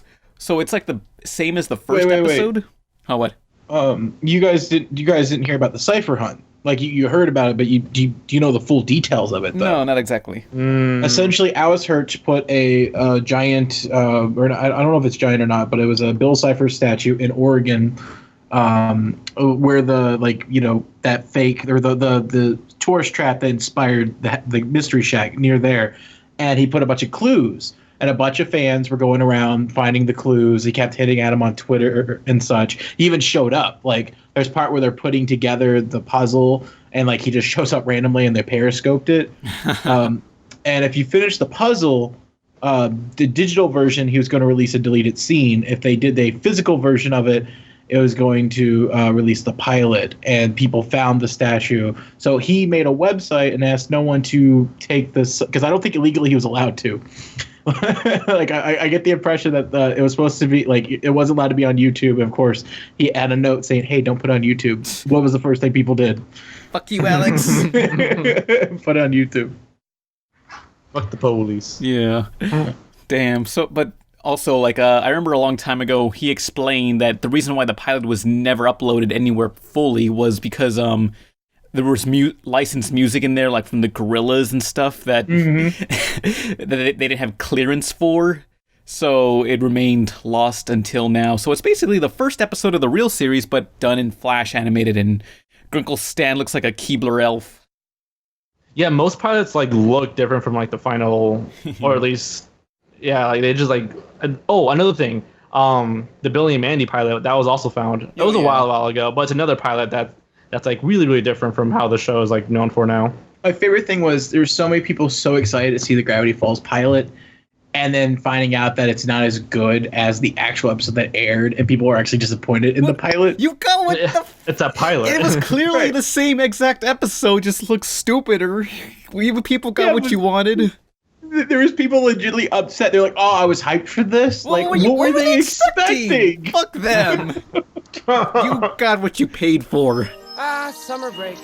A time for leisure, recreation, and taking it easy. Unless you're me.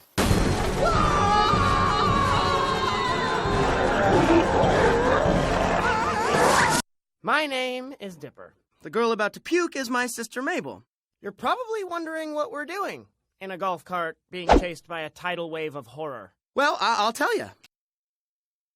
Yeah, but okay, this isn't really lost media, but it's a canceled video game, and it's I'll link to it below. But they were gonna make this Dexter's Laboratory video game for PlayStation 2 and GameCube, but it was like a mech fighting game with all the giant robots and monsters included, and there's some screenshots available. But I'm really mad they never released it because it looked really awesome. I mean, I'm sure as a licensed game it'll be pretty mediocre, but just the concept of it, that sounded cool. Yeah, I played the shit out of that. Oh, is this it? Yeah, this is it. It looks... I'll link to it below, but it looked pretty cool. I mean, I see in the screenshots it has one of the robots from the Japanese episode, Last But Not Beast, the best series finale, until they made a season 3 and 4, and... the monkey has a freaking mech suit. Yeah. This is the best anime ever. I mean, it was... Mr. Rogers is offended. There was a lot of weird anime influence in Dexter. Can't Dexter be Mr. Rogers' neighbor on the list of top animes? What the fuck? I'm waiting for that Drake and Josh Lost pilot because I love that show. Oh yeah, the way you explained it, saying how like it's basically the same except Josh's dad is different. Yeah, yeah, and they're like in a different house too. It looks like it. Yeah, it sounds like it sounds kind of creepy for some reason, just like an alternate dimension. Drake and Josh. Well, that's just what people say about my voice. You make everything sound creepy. Yeah. Sorry, mate. I'm just trying to speak clearly. But any other lost pieces of media you guys want to mention? Just that Sesame Street episode is probably my favorite piece. I don't know if you guys see I don't know if you guys have seen the photo associated with it. But it's all black and white, kind of creepy. Yeah. And something. I think that was like the first. I discovered the wiki, like, I forgot what I Googled, but you know how Google has like those little suggestions at the bottom? Mm-hmm. Yeah, the Lost Media, or the Sesame Street episode was there. Clicked on it, and then it led me to the Lost Media wiki. So that was like the first piece that I ever discovered, and still mind-blowing. It's one of my favorites, honestly. So that petition, huge right now. Oh yeah, but isn't there like now people are trying to find this other thing, the Clock King shorts or something? Clock? Midnight Man? What was it called? Yeah, something like that. It's... what's that search team? What are they looking for right now? They're looking for Uncle Walt. Is that what we're talking about? I don't know. Some Disney short made by some student in like the 60s. No, I recall it was like a Nickelodeon TV pilot or short, something about Midnight Man. I don't know. Crap, what was it called? Midnight Man's actually a pretty freaky ritual. Oh no. Oh yeah, the Midnight Man is creepy. Mm-hmm. Hold on. Nickelodeon Clockman. What was it? Yeah. I have it. Right. I have it. Hold on. Clockman. The Pinwheel Clockman short. That was Clockman. Bernie made a summary. Mm-hmm. I don't know if he wants me to link it, but it's basically a lost piece of media, and it was on the show Pinwheel, which is the original Nickelodeon. Yeah. Oh, okay. Or it was a show that aired on Nickelodeon from 1977 to 1990. Well, no, Nickelodeon was called Pinwheel, but they also aired it. It's confusing. Yeah, there was a show called Pinwheel on the channel Pinwheel. Nickelodeon has very confusing lore. But then they became Nickelodeon, but still aired Pinwheel. So I don't know. That cleared it up a little. Meta fuck. I mean, if you want to look up like bumpers for Pinwheel, like good luck. Like I was trying to find like old Nickelodeon bumpers, and it was just like there's nothing. Where are they? That's also lost media. Like I gotta think. Like I think with Viacom being so strict about stuff, like I'm pretty sure a lot of like classic bumpers and stuff were lost forever because of the Viacom purge back in 2008 or so. What do you mean? You know, like Viacom just took down everything associated with their shows. Like even if it was like a parody skit that had no footage, that got taken down. And I wonder if like a bunch of bumpers or stuff just got taken down too. Or like the Jeepers Media. That reminded me of like crazy. That reminded me of a few lost media bumpers. Do you guys remember when the Kids Next Door, like, there were like they were the bumpers where they were like trying to go into different shows and like stop this thing from happening? I'm sure it's on the lost media. I remember one skit where number 3's just sitting in her room and number 1 says, "What are you doing? You tell me to go nowhere." "No, I told you to go to Courage's Nowhere, Kansas, not nowhere." And that's all I remember. that those are lost. I wish they found them. Wow, that's I love lost. Kids Next Door. But I forget what other bumpers I was. I'd assume a lot of bumpers are kind of gone, unless people just recorded those. Who is cataloging all the bumpers ever made on the channel?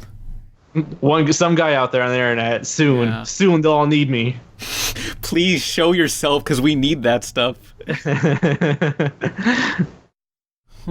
I'm scrolling through the Lost Media wiki right now, just looking for... I remember this one Ben 10 bumper, like this was like the first generation of Ben 10. Like I just remember they reused footage of some episode involving clowns, and it was just Grandpa Max sitting on like the sidewalk, and I don't know, Gwen just says something, and Grandpa Max says, "Gwen, have you ever been to war and seen all this stuff happen in front of you? That's what it's like." Cartoon Network. Something like that. I didn't give a damn. I just remember I don't know what it was exactly, and it's so vague that I can't barely remember exactly what he said. But it was just Grandpa Max just going on a long tangent about something traumatic. I forget. That show was great, by the way. Yeah. It was. Too bad it won't be great anymore. But here's something. I remember this show quite vividly, actually, but Disney's Timo Supremo. Oh, yeah, I remember that. Oh, yeah. I'm surprised that's lost, because I remember seeing that show all the time. Like, I specifically remember an episode where one of the villains, like, blocked out the sky with a bunch of blimps. And everybody was like, we're so tired and sad because of no sunlight. And it's like, oh... Okay, well, it's not like the military can't fucking blow them up or something. It's crazy feeling that. It's crazy feeling that. Like, I remember this. It's gone now? Yeah, it's like, I saw that show. So are all the episodes lost or just some?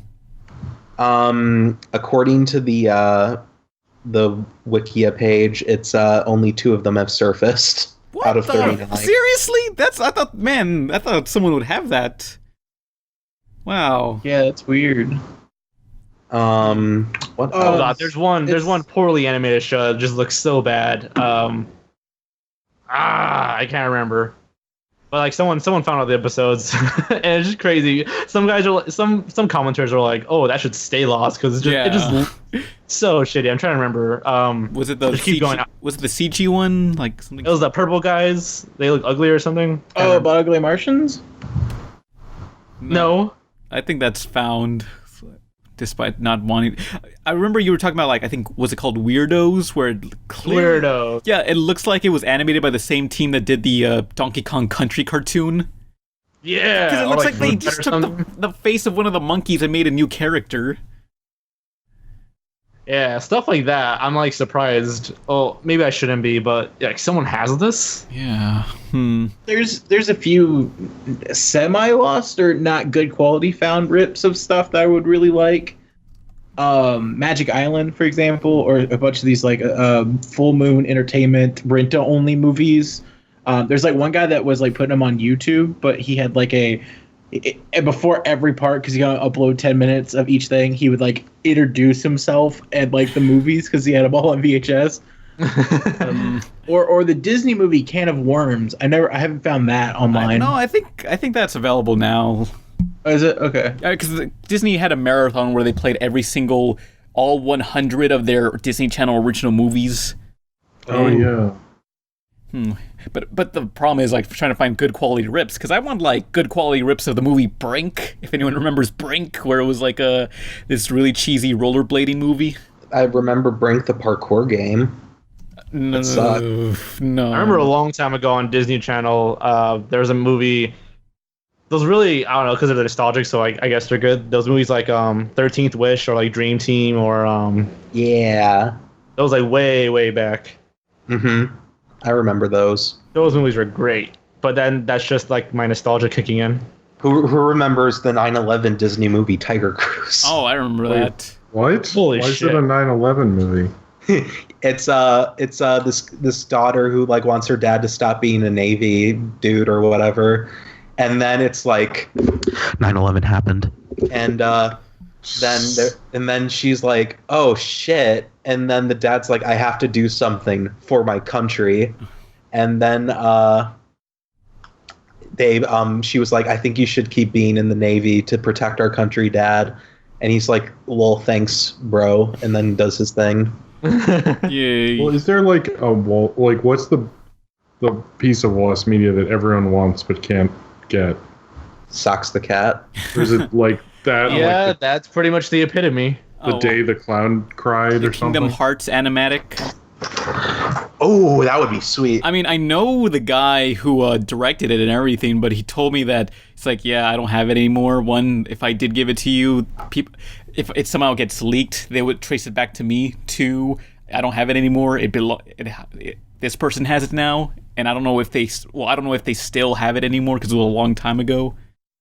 So yeah, the Kingdom Hearts animatic for the pilot, I think it was like 7 minutes long, and it used like some music, copyrighted music from like Gladiator and several Disney films in the animatic for Sora to explore like the desert area with Aladdin. Like, that would have been a cool show, but the problem was the director of Kingdom Hearts or something was like, yeah, I don't want to like deal with having to write the story for both a cartoon and also a video game at the same time, since Kingdom Hearts is already confusing enough. We don't need to deal with this shit also, especially if it's canon too. Yeah. So they pretty much just like pulled the plug, and now now people want it. Yeah, and it's like, I know the guy, but it's like, no, please, just give it to me. Surely you have it on like some thumb drive somewhere. Come on. I needs it. Huh. We all need it. But I need it like we all need Harambe. Oh. Damn, but there was this great Kids WB Western cartoon. Like, I'm not gonna give it out right now, but I'm gonna talk about it later in some other future video. Like 11 of the 13 episodes are found, but the rest are lost, and all there is of this amazing show, which I would say is like Cyber 6 if it was a cowboy show, if it was a Western, like some Western with a girl, I don't know. It's a great show, but I'll talk about it later.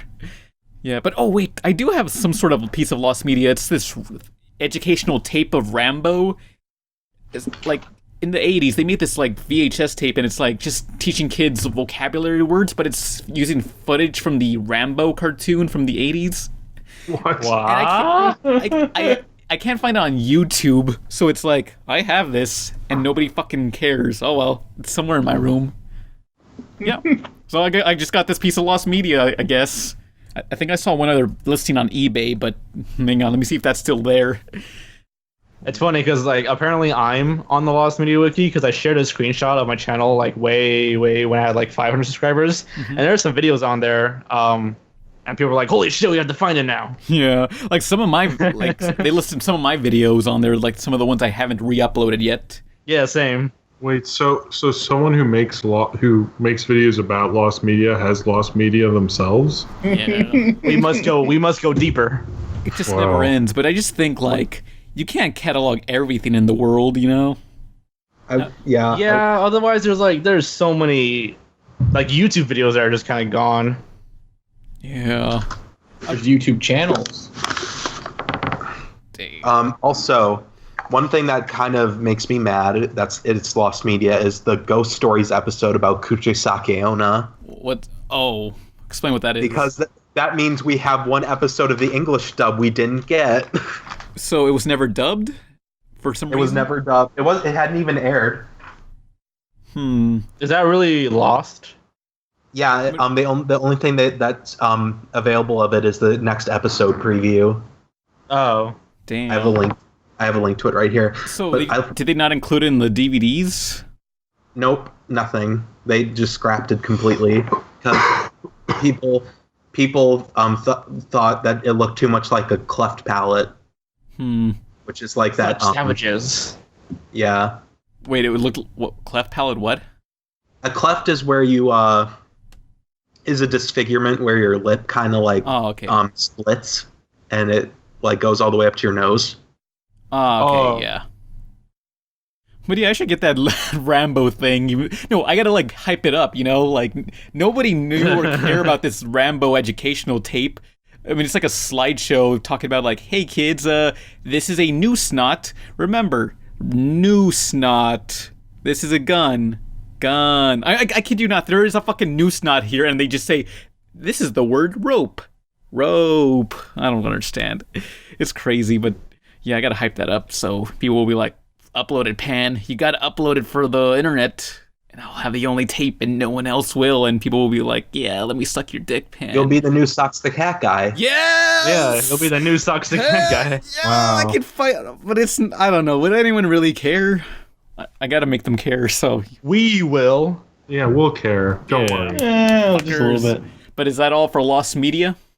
Send a message to the world. I will give it for $1 billion. Yeah, give me 40 of your finest scuff girls that are of legal age. Speaking of, there was going to be an Austin Powers HBO series. That's on the wait a minute, that reminds me. Okay. Wait, there was? Oh, what were you going to say? Holy shit. Okay, for some reason, this happened recently, there's a Zoolander cartoon that was just fucking leaked onto like Netflix, but it's only in like European parts, in the European section of the world, like the UK, Scotland, hang on. Like, I can't even find any footage of it, but there is seriously a Zoolander cartoon. So if you live in one of these areas, you can, and you have Netflix, look up the Zoolander animated series. Hang on. Oh, wow. I didn't even know that happened. It's just titled Zoolander Supermodel 2015. Like, it was announced 2011. Like, they're saying, hey, we're going to make this into a cartoon. And we heard nothing. And apparently just leaked to Netflix. So if you live in the United Kingdom, Isle of Man, Ireland, Jersey, not our Jersey, but like European Jersey, and the first Jersey, not New Jersey. Guernsey. There's a New Jersey? So yeah, if you live in one of those places, check out your Netflix and be sure to rip Zoolander Supermodel for us. There were so many early days of Netflix. There's so many cartoons that were on there. I'm like, what the hell is this? Like, I didn't even know. There's so many like more adult cartoons, and they were all terrible. Most of them just aired in Canada or England or something like that. I remember when South Park was on Netflix. It was? It was before Hulu. When Viacom. Real quick though, the most bashing move ever. Real quick, apparently not only Austin Powers and Zoolander, but there was a Coneheads cartoon and a Joe Dirt cartoon. What? Oh, wow. Why? Wait, what was this Austin Powers series for HBO? I'm curious. Is Nolan still here? What? Nolan, what was with the Austin Powers HBO series you mentioned? Oh, sorry. I looked on let me pull it back up real quick. Well, that would be, you could do a whole thing on Mike Myers, because that Sprockets movie that has a script that never got released, or it never got made, that they spent a ton of money on. Well, the Austin Powers movie was supposed to be the show was supposed to be a prequel to the movies. Oh, okay. Well, that's interesting. But I know there's like a couple, like there's another one like with Dana Carvey, you know, the Girly Man sketch with him and Kevin Nealon doing Arnold Schwarzenegger impersonations. And apparently they wrote a script for that, and it was going to be made, but it got canceled at the last minute. the Joe Dirt movie or cartoon was was going to be on TBS. Really? There was going to be a Blues Brothers cartoon, but I think after Joe Dante killed those people, not anymore. I mean, Maxwell Adams, the creator of Billy and Mandy, had some concept art he released, but I don't think anything ever materialized from it. So this is a Austin Powers canceled 1999 HBO animated series. Yep.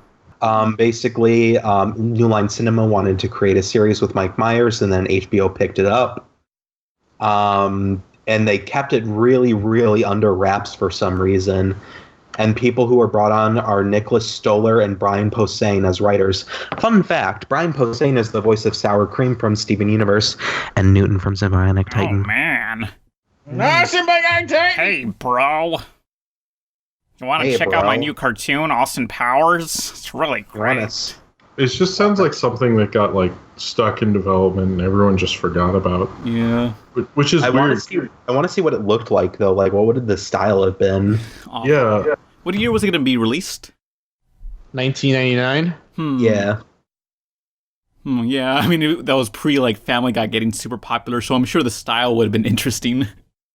The thing that comes to my mind, I don't know, I have no idea why, but it was the Ace Ventura animated series. Which had a crossover with the Mask cartoon. Yeah. Freaking Jim Carrey. They never made that Cable Guy cartoon. What's up with that? Or Ace Ventura 3. You know what was a really... No. They The made- Mask 2. The Mask. At least they made a spin-off of Ace Ventura where he was a little kid. That happened. Oh, no. I think that's supposed to be like a son. Yeah. The son wasn't bad until he started doing Jim Carrey impersonations. Oh, man. Yeah, I'm really surprised they haven't made, like, an Austin Powers, like, Part 4 shitty reboot, but, I mean, I think it's gonna happen with, like, Anchorman 2, Zoolander 2. When I was in why hasn't Jim Carrey done a comeback yet? That's a good point. He just actually. vanished. Because he's like, he was big. His movies were much bigger than Anchorman or Zoolander. He could, if he came back with 90s nostalgia, what it is, it would be massive. With more 90s nostalgia? Well, yeah, no, we have enough of it. But Power Rangers, Ghostbusters. Do you mean Dumb and Dumber 2? Oh, yeah, I guess he did do that. I forgot about Dumb and Dumber 2. That happened. Man. Yeah, that came out. I totally forgot about that movie. There's also Dumb and Dumberer. Oh, that didn't even have them in it. It got recasted. That might be lost media because nobody cares. I was convinced that was the younger Jim Carrey. Whatever actor that was, I was like, holy crap. No. It's like You younger know, Carrey. I want Extreme Ghostbusters just got onto Hulu. Mm-hmm. I really hope that means there's going to be a DVD release sooner than later. Because like there's weird shows get on DVD, but not my Extreme Ghostbusters. Like Jumanji, did you guys remember see that cartoon? Barely. Yeah. It was a classic That was a Chupo really cartoon. ugly. It was a really ugly looking cartoon. Yeah. Classic Chupo. Yep. The funny thing about Godzilla. Oh wait, what? I was gonna say, and then like the Godzilla cartoon based off the movie, the American movie from like the 90s or the 2000s, that also got on DVD. A cartoon about Godzilla. Yeah. Yeah. It's not that far-fetched. Yeah. Like, why does that sound so weird to you? I think they're making a new one, actually. Aren't they? I thought they were. I don't know. We'll see if they actually do. But is that all for Lost Media? I think so. Well, this isn't Lost Media. I was going to mention this when I think Nolan mentioned Ghostbusters. Apparently, it is kind of like it's like a weird conspiracy that I read a while ago. Like a lot of people were posting photos of them going to watch Ghostbusters and like nobody being in the theater. Oh, including Boogie 2983. I know his videos. 2988. Yeah, there you go. Including him. Like there's just a lot of people posting that like nobody went to go see the movie. All the theaters were empty. But Sony reported like $100 or $200 million. I don't know. It still didn't do that well. I mean, I saw the movie. I thought it was fun. It didn't do fantastic, but I think a lot of that, I don't know. I mean, people could have gone at like the first showing of the day when that's always empty, no matter what movie it is. You know, it was like, I saw those and I was like, that's not what I've seen, but you know.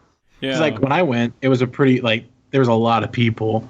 there's people in costumes that went, but I went on the day it came out. Yeah. All right. I mean, I went to see Kubo and the Two Strings, and there were a lot of people in that theater, and that movie fucking bombed. So you know. I mean, it's not a good.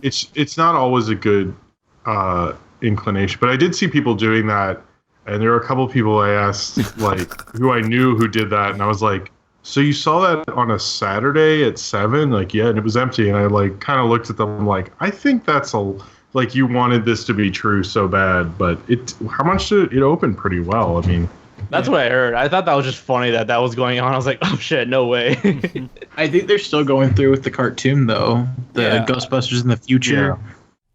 Yeah, they are. I mean, what's weird is I went to see the movie like a month after, and there were like 3 other groups of people in my theater, and there was this one guy who was just so overly excited, like, it's Bill Murray, yes! Oh my god, he starts clapping at certain scenes, and he's just like talking back to the screen. He was fucking excited. It's like, what is this guy doing watching this movie a month after it released? Shouldn't he'd be one of those people who saw it day one? Like, is this like a normie? Like, maybe he was in prison, and it was like he got out. Whoa, they made one new Ghostbusters movie. Hell yeah! He's like, you're being such a normie right now. You need to hide your power level. Oh my god, there was another cartoon. Holy shit, Extreme Ghostbusters. He was just like to be as happy as that guy. I finally got out of jail for exposing myself in a public theater, going to see Ghostbusters. Yeah. Holy shit! So they did make Ghostbusters 3, but it's in a video game. What is this? 3D? Oh my god, 3D graphics? It's like the Tron movie. Holy shit.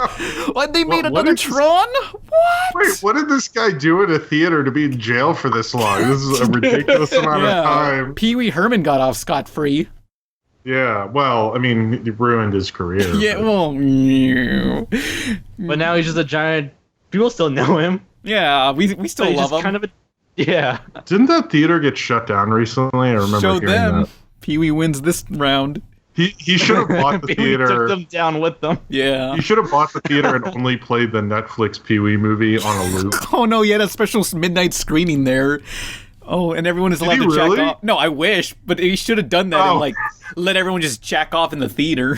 He should have been like, come on guys, dicks out for Harambe. Yeah. I'm glad that one guy in the Ghostbusters theater had a good time. Yeah. Good for him. Like, although when he was leaving the theaters, like, he waited for the after credits, and then when they showed the after credits, it's like, oh yeah, can't wait for 2019 for the next movie. And what's weird is I saw the Ghostbusters film, this film on the exact same day. All these news reports coming out saying there won't be another Ghostbusters film because this one bombed. It's like, do I tell that guy? Do I just grab him by the shoulder and just say, sorry, man? It's not happening. Can we get that guy on the podcast? Maybe. Somehow we gotta track him down. If that guy's listening. We gotta get Richard Cutter on first. Come on now. Who that? ABDL guy. Who? What? ABDL guy. What's ABDL, Nolan? Explain to us. You fucking know. Does it involve something related to Melanie Martinez? Fuck you.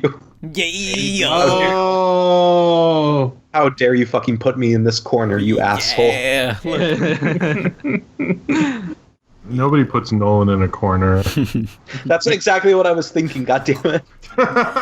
Oh, yeah. But, you guys want to get into the questions and wrap it up? Okay.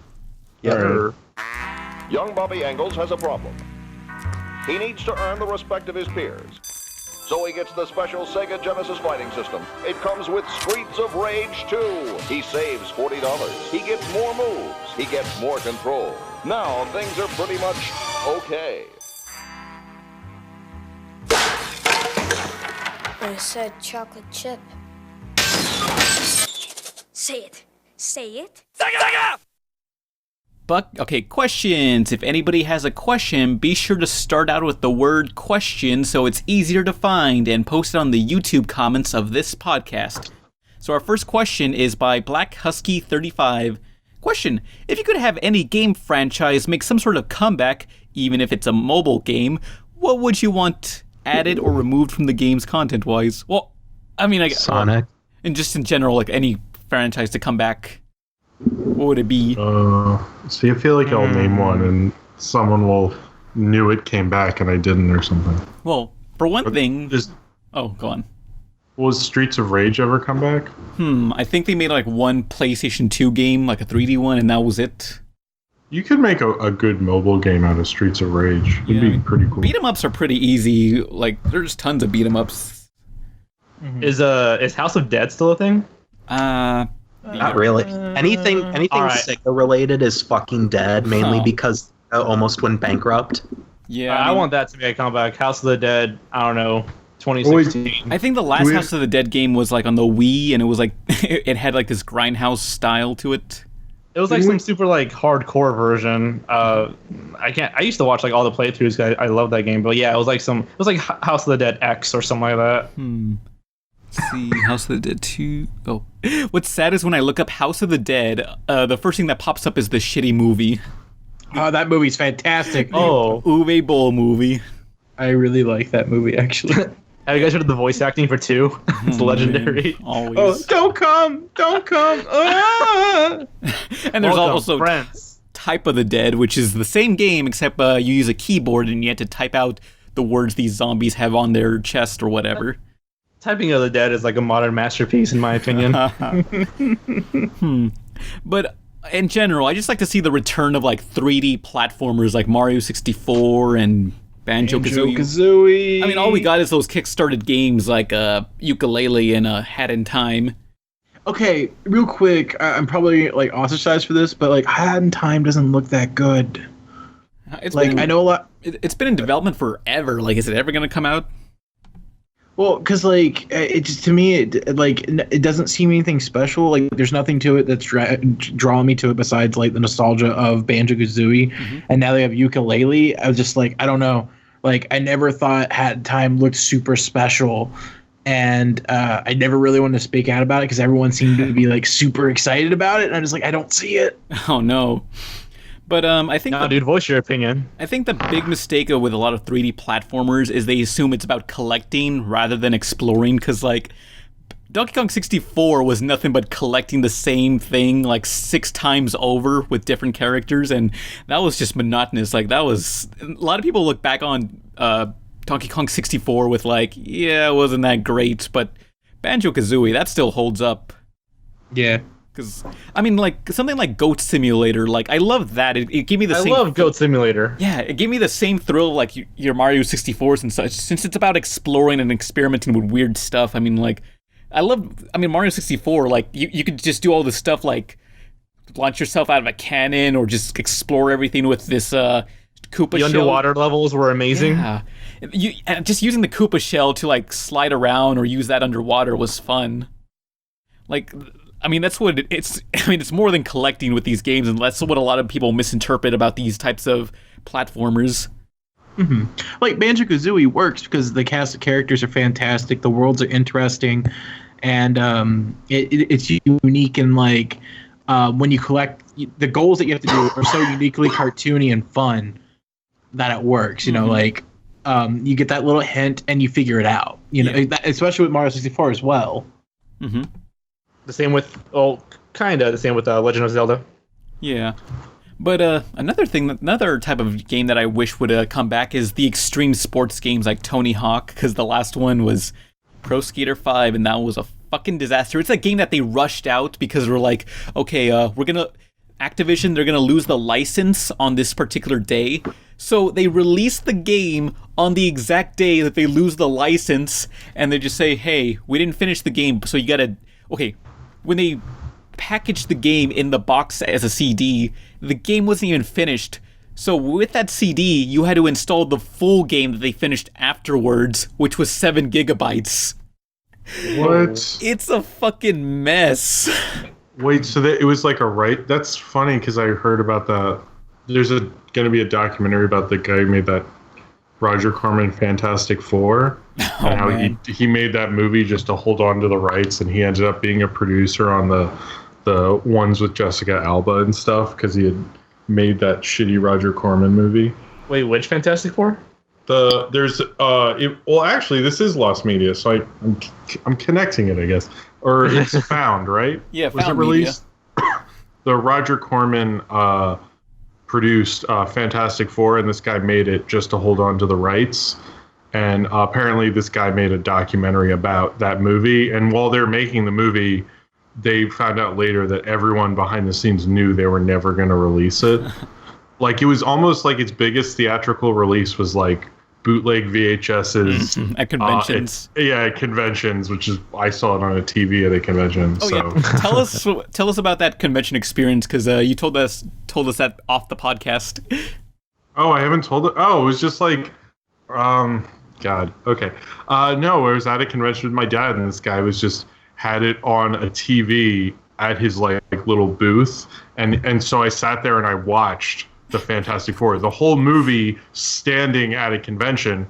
But I should preface, I knew about this movie. I knew about this movie for years before I had that experience, and I actually went to Blockbuster and was like a total pain in their ass about when is Fantastic Four getting released, because there was a theory online that it was going to go straight to VHS, which in a way is true, but not like Blockbuster never got Fantastic Four.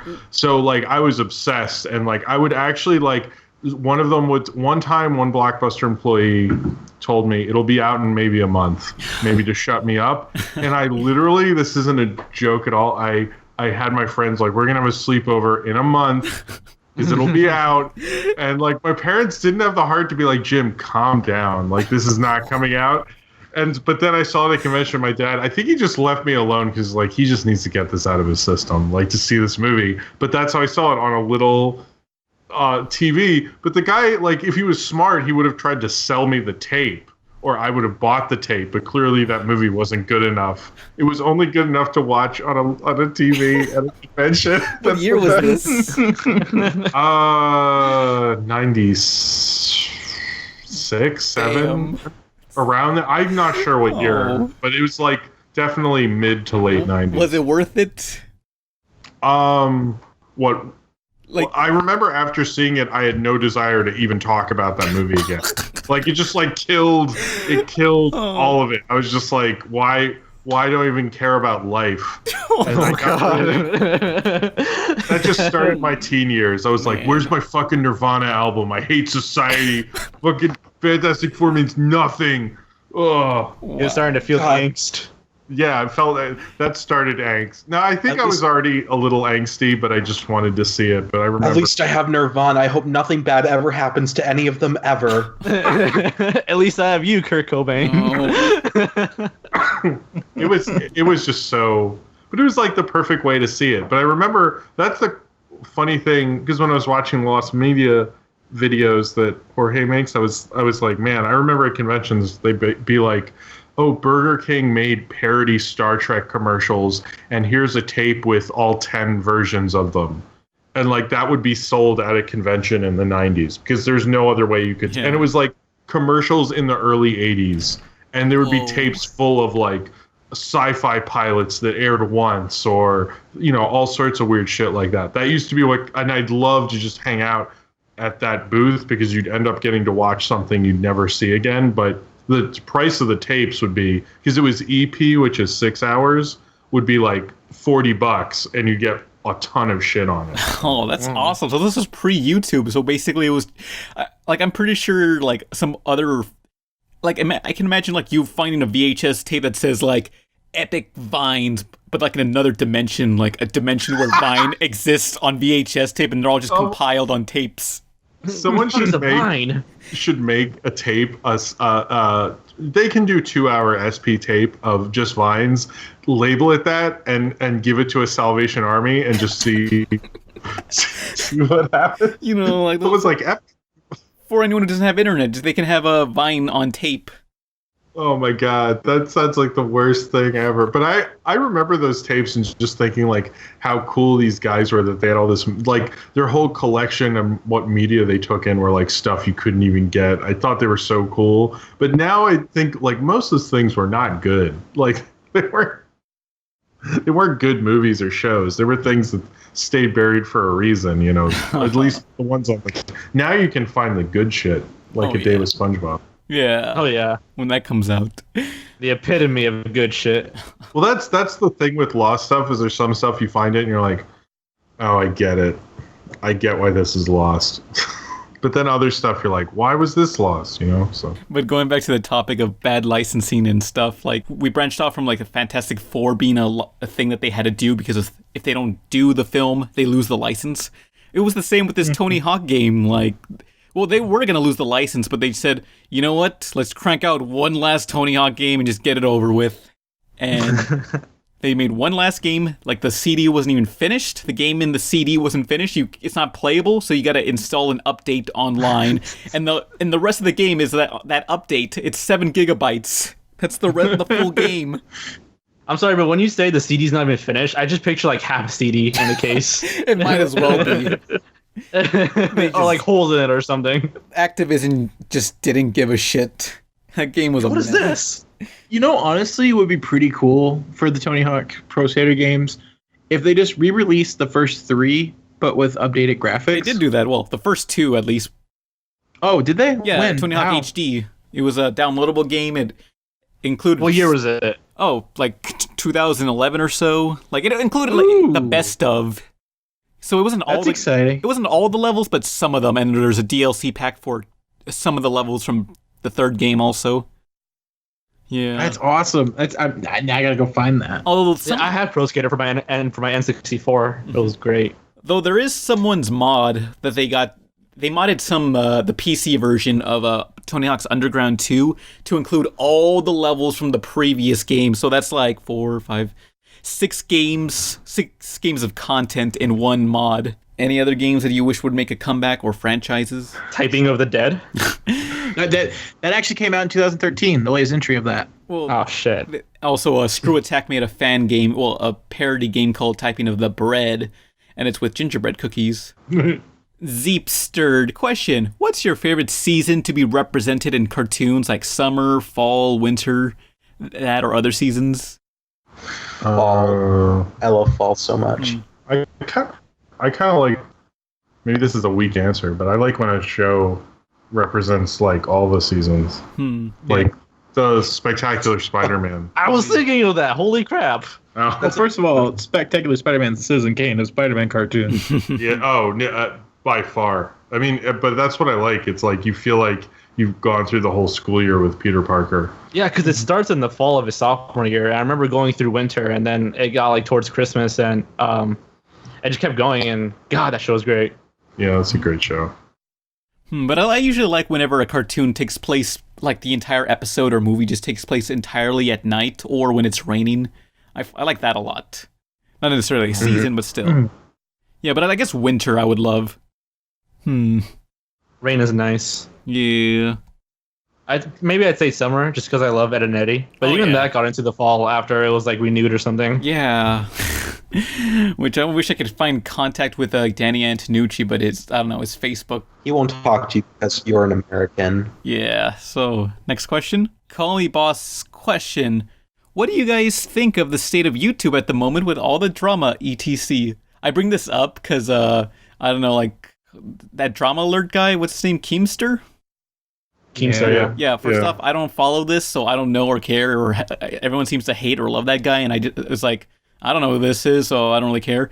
Like, he says on his Twitter, like, hey, if anyone wants me to be on a podcast, message me, and people keep redirecting his comment towards me, and it's like, sure, I was thinking, like, should we put him on? Because I don't know or hate this guy, so, you know, like, I'm sure everyone would be like, fuck you, Pan, for bringing this guy on, but, you know. I honestly would be like, fuck you, Pan, for bringing this guy on. I don't know what he would add to the conversation. He seems like kind of like an empty person to me. You know, it's like me being like some blissful idiot and inviting like like a vampire into the house or something. It's like, why'd you bring this guy in, you fucking moron? Like, I picture that. Dump truck. I'm not his dad. I'm a cop. How about that? Oh, police a cop. I'm sorry. Thank you very much. Why'd you bring a cop into my command center? Command center. It's a basement. It's a command center. Don't help it, McLean. I can explain. Because people told me to.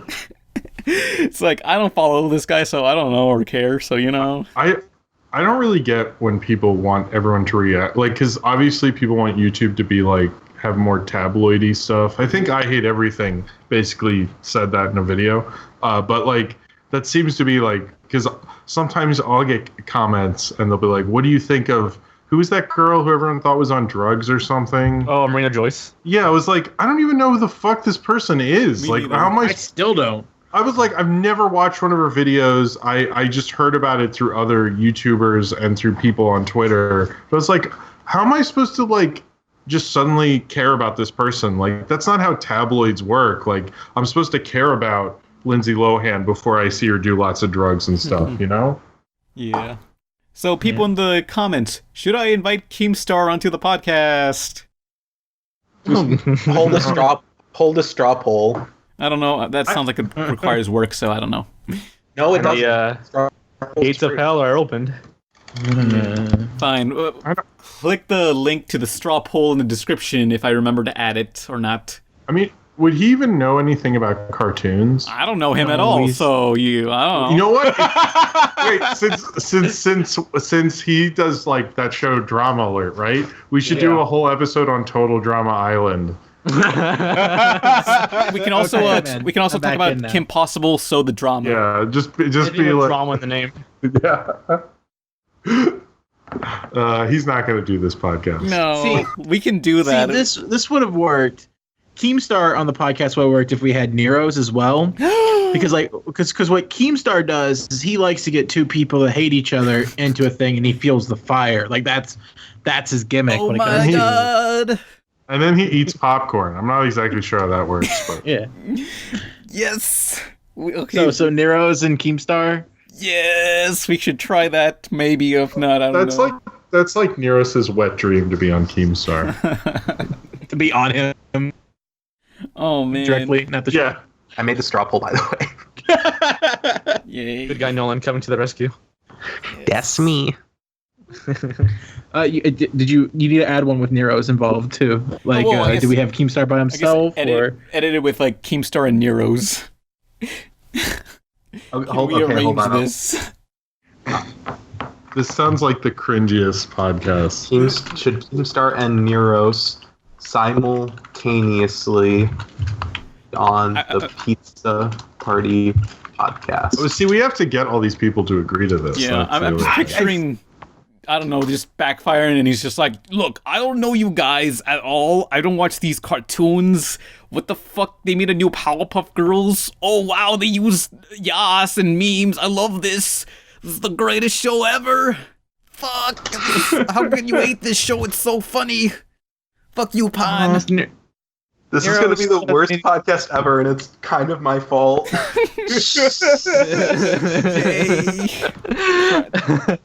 the podcast to the ground. Just fuck it all. Fuck everything. But next question. Irresponsibility. Question. What's your least favorite YouTube trend? Keemstar. No. Wait, what? Least favorite YouTube trend? Keemstar. Darn. Okay, well, well, for me personally, it's just the videos itself, but I always hate when they always say, don't forget to like and subscribe, you know? Sorry, Jorge. Anyway. It's all good. You know, I feel like it's kind of a staple. Yeah, I don't... If we're talking about the video itself and not, like, overall YouTube trends, I really hate it when people try to, like, get you to watch something to the very end by saying at the beginning, stay until the end of the video to watch some funny outtakes. Leave Brutal Moose alone. I mean, wait, was it... No, it was Cadicarus or Brutal... I forget. Shit. Poor Caddy's gonna kick my ass whenever we're on the next stock can together. I know what you're talking about when people are like, oh, stay until the end of this video, because then you'll find, or like something like that. Wacky bloopers. Yeah. Click this link to make epic GIFs of this video. Yeah, that too. I don't know why he does that. Promotion, you know, self-promotion, you know. You gotta do what you gotta do, okay? To survive. But yeah, what I usually do is just like include a commercial, like some retro commercial at the end, like if it's a, I don't know, a Rocket Power episode I'm reviewing or something, just include a classic Rocket Power Nickelodeon TV spot from the 90s, and that's pretty nostalgic, and I prefer that, and just include the subscribe button on the side, just like, you know, it's subtle. It has, you know, I set up a mood with my videos, you know? Yeah. Got it. I know what I hate. Yeah, I was thinking about it for a while. When they have like 10 or 20-second long intros. No, a minute-long intros. That's. But it's like, find me on Facebook, like here. You are now watching stuff like that. I'm like, oh no, god. no. The worst thing is when they have a musical intro, but it's not like catchy like Angry Video Game Nerd. It's just like some stupid cheesy like electronic shit. And they start getting into costume and getting ready to review, and then they end it by just doing a pose like, yeah, I'm about to review a game. I really don't like theme songs and videos that are under 10 minutes. It's just like, Yeah. like, why are you filling this up with? Just start the video. God damn. Like, no, you know what the dumbest trend was the reluctant angry gamer that's being forced to review the terrible shitty product. Yeah. The Nostalgia Critic started I'm it. doing this for you guys. Thanks for nothing. That didn't work out because you already had someone who was doing that a lot better. Yeah, everyone was doing that, and now I think everyone kind of shifted over to just ripping off JonTron style. Yeah. Yeah. But of course there's always just like you click on a tutorial video and it's always like big epic dubstep sounds, and then it just cuts to like, guys, today we're gonna learn how to compress audio. Okay, so first what you gotta do is go to this website and download this thing, and let me just type in the website. Even worse is when they have like Notepad open. Yeah. And they're just typing the instructions. They don't narrate, they just have Notepad open, they type it in. But it's worse when they just say, okay, first we're gonna go to this website. Okay, now we're gonna download this. And you just wait for them to download it. Okay, the thing's done downloading, so you just click it open. Okay, you hit enter. Okay, you just install this. Now you gotta restart your computer.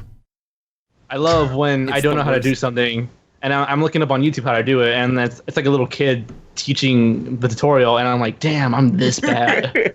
Here's how you do a Minecraft server wipe. Here. Yay. No, it's either a child of a very young age. About age. little kids in Minecraft is that sometimes, like at conventions, they do Q&As, and one of the Q&As, a little kid came out of a fucking stroller to ask a question. And it was so cringy. Like, just look up any Minecraft cringe compilation. I'm sure you'll find it. Oh, wow. I mean, that just takes me back to when I saw Deadpool in theaters. That one kid, like, before they showed the movie in the trailers, they had like a YouTube commercial, and it showed like YouTube Red with PewDiePie and whatever, and just that little kid behind me who's like 3 years old saying, "Look, it's PewDiePie." That kid has no idea. No. Oh, this is the future. Oh well. Or actually, I don't like when you see a reviewer and they start off their video and go, "I know, it's been a while, and I haven't made a video in a bit, and I know I was supposed to do this other review," and you're watching it and it's 2 years later, and you're like, dude, I don't fucking care. Just get to the review already. I'm here now in this moment, please. This reminds me, like, okay, this was during the whole Cool Cat versus I Hate Everything, because a while back, I Hate Everything's video of Cool Cat got taken down for copyright reasons when he was... Yeah, kids, it's Cool Cat! There was a big controversy, and there was this one YouTube video where it was some guy discussing it, but he like, the title was like discussing the Cookie Cat Gate or whatever, Cool Cat Gate or whatever, but like the first 2 minutes are just him talking about the Paris bombings that happened recently, and he's just saying, yeah, so recently, before I talk about Cookie Cat or Cool Cat, I just like to talk about the Paris bombings, and first off, like, this is why I hate religion, this is the reason why we're always fighting. Anyway, gotta go see Sausage Party, but whatever, so Cookie Cat, but he went on for like 3 minutes just talking about how much he hates religion. But other YouTube trends I hate. I'm trying to think of something, but like I know there's things that like I dislike, but like that intro thing like really gets to me. I'm trying to think of what else is there. Like a minute long copywritten intro from some rock band that they stole the music from, and then it just cuts to just some nerd sitting on a chair with his like collectible shelf in the background. Nothing brings my piss to a boil more than when there's like a really good scary story that I like, and I'm looking for like new narrators who have read it, like, because they might have done it differently, and it's just some guy going like, one day I went to the store and I found a jar and there was a dead body in it. What? Oh. And they just like have the shittiest microphone quality. They cannot read worth a shit. It's awful. Speaking of like creepypasta narrations, I don't know why people do this, and it happens surprisingly often. But like for some reason, really, really small channels will like they'll read the story, but like they'll use like those like computer automated voices, those like type the chat things. And I don't know why people do that. Like it's so weird. Okay. I'm going to kiss your ass for a second, and I'm really sorry, but the only time I ever thought that was good is when you did the Tomino's Hell poem. Like, that was fucking creepy. Thank you. Yeah, that was the only time I ever found that acceptable. The only reason why I did that was like, I didn't want to read it. Doing that video was weird, honestly. Doing that, like, my computer would not do you even lift? No, I don't. I only lift books. No, that video was weird to do. My computer would crash. I did not want to read that poem. You told me that. Yeah. Yeah. That's the best part about some videos. Like I talked to you about this too when we were off podcast, but Rob Dyke did a video in a haunted house and he was like, I'm so glad I got this video done. And he said this at the beginning. He was like, I've had problems making this video since like we got done filming. And I'm like, shit. Yeah, that type of shit's weird. I don't know. And I'm doing like, I want to do like scariest rituals sometime soon, and I really want to actually do them, but I don't know, man. I might curse myself and my family, but we'll see. Oh no, fuck that. Oh, my friend Octonite on Tumblr, when I went to California to meet up with him, he told me the story about how he and his cousins did hide and seek alone, which I mean, fuck no. Yeah, and he literally was like, oh, this is stupid, but literally there was an actual spirit in the house, and like. He was hiding under the bed with salt water in his mouth, and like the closet door opens next to him, but he knows his cousins are in a completely different room, and he's like, what the fuck? And they went to go find the doll in the kitchen, the bathroom sink, and it wasn't there. So they're looking around for this fucking doll, and it's in on a fucking fridge in the garage. Dude, fuck that with all my heart. Yeah. Yeah, I know. And the best part is we were in Little Tokyo at like midnight, and it was so fucking creepy because the place was deserted and there was like only a few people walking around. So he was telling us this story, and we were just like, Jesus. Fuck. Wow. Ooh, that's gonna be fun. All right. Hell no. No. Fuck that. Yes. But any last YouTube trends? Oh, but that reminds me, like the whole thing about like it's always a nerd standing in front of his like shelf of collectibles and pop figures and shitty books, and maybe like a Watchmen book or a. Oh, I'm sorry, Jim. Never mind. Sorry. Anyway, shots fired. I didn't mean it like that. Go on. Go on. I was like, wait a minute. Jim's videos have that. Oh no. I don't have a Watchmen book. I think you have a pop figure in the background though. Oh, I have like a Spider-Man. So Jim, what we're saying is you're a hack fraud. Go fuck yourself. Your show is done. I don't think I didn't take offense to that. I didn't even think it was me because I don't have like Watchmen and The Killing Joke, and I'm like, look, I'm super edge, and today I'm gonna review Fight Club. Oh yeah. But I'm gonna half review it as Edward Norton, and the other half is gonna be Tyler Durden. Oh my God, no. I think most people have like because what you're talking about is the video gamer that has like all their entire collection behind them. Yeah. And I think that's just like to help like set the nerd cred of being like, yeah, I'm a gamer. I own all these games physically. I mean, I think I should like try doing like the polar opposite, where it's like I have all this collection of stuff, but it's not neatly sorted. It's all just garbage, and that's what my room looks like now, really. So I guess this is me trying to like combat that. Like, here's all my collectibles, but it's on a fucking pile of shit. Here it is. Arguably, couldn't you say you already do the opposite by having your shit just on your bed and you're just going through it? Yeah. With your camcorder? Because that's kind of like the polar opposite of what you're saying anyway. Yeah, they don't call it RebelTaxi for nothing. I don't know where the taxi part comes from, but that's where the fuck did the taxi go? Don't know. I think really I just like the combination of yellow and checkers, and I thought that's a nice color scheme. I'll do that. No, I meant like where did the taxi itself go? Did you sell it to like? Oh, for the Coconut Fred video, it's returning, but with a new redesign. Ooh. I always wanted to just avoid the bookshelf thing forever. Like I didn't just want to have that, so here's something completely different. And it's like, how many other animated reviewers are there? I mean, there was Spill, and that's it. Yeah. That type of editing is like super satisfying. Yeah, I mean, it's like the simplest mouth movements. Like, it's basically like how anime animates their mouth movements. So it's super easy to do. Oh, do you keep him like the audio or something? Huh? Do you like? No, I think he just has it looping. Oh, okay. Well, I mean, like the mouth just moves at different speeds. But essentially, I guess part of the idea came from like Space Ghost Coast to Coast, because they were always just reusing the same animations over and over. Or like the Ghost to Ghost. Yeah, that's exactly Coast to Coast, the talk show. Oh, okay. Wait, did I say Ghost to Ghost? Yeah, what's the Ghost to Ghost? I think that's Scooby Doo on Zombie Island. No, Ghost to Toast. Yeah, but is that all for the questions and spooky stuff? Whatever we're talking about? Or I love spooky stuff and questions. Yeah, other YouTube trends that you all hate? The BuzzFeed, those videos that are super like clickbaity titles. Yeah, those assholes who make like top 10 ugliest, creepiest mascots, and they're not all creepy. I mean, like, you know, like Aaron Eastrom isn't creepy. What the fuck? Or saying something killed a franchise, or you know stuff you learn from like doing Frederator things. I love how we're doing this, and we're inadvertently stepping on literally everybody in this call's toes. Yeah, those assholes who make like a video called like fourth worst cartoon ever, and the reviewer just says the cartoon's okay. One of those people. Fuck those people.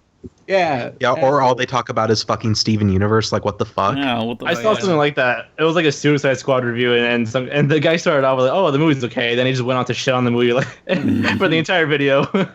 Damn. Oh yeah, did anyone else see Suicide Squad? No. Yeah. Oh wow. Okay. The tables have turned. So anyone? How the turntables? It is the most okay movie I've ever seen. Like, it just exists. We're the patsies, the cover up. Don't forget, we're the bad guys. What? You're going somewhere very bad to do something that'll get you killed. So was that like a pep talk?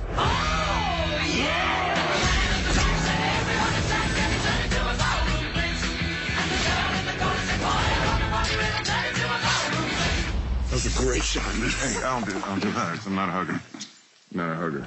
Suicide Squad. Rated PG-13. Experience it in IMAX 3D. I think it had a fun characters, but you wish the characters were in a better film, like a better edited film. Yeah. Well, I think they're kind of introducing them. I was kind of like, well, I can't wait to see these guys in other DC movies, just not this one. Oh yeah. Yeah, I didn't like it. It was meh. Maybe if they make a sequel, like they'll do the full-on like Tank Girl Scott Pilgrim style, and that'll be integrated properly with the film. Maybe if they get rid of Zack Snyder. That too.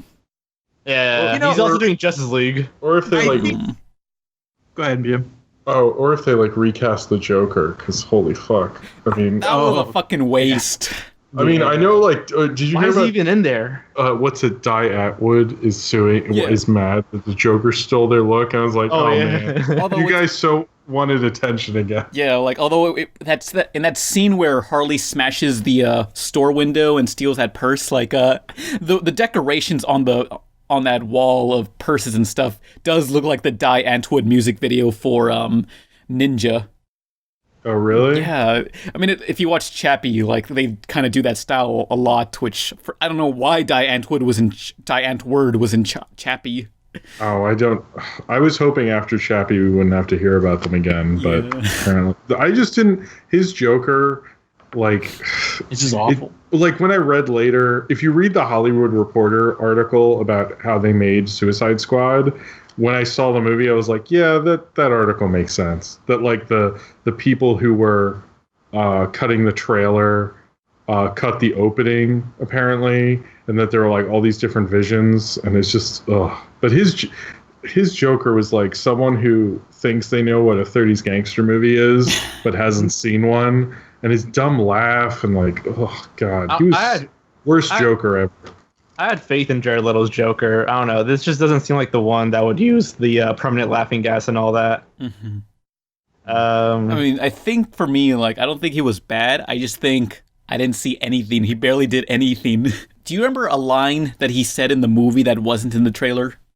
He was just there like to save Harley, and that's it. And then he just like sort of, or I don't know if I should say anything, but then yeah, he was just there to save Harley, and then that's it. I don't even know why he was advertised as like a main character or something. Yeah, because Joker brings people to the seats. If they said, "Oh man, the villain is Enchantress," no one would give a shit. Look, well, actually, I did give a shit because Enchantress was fine and dandy.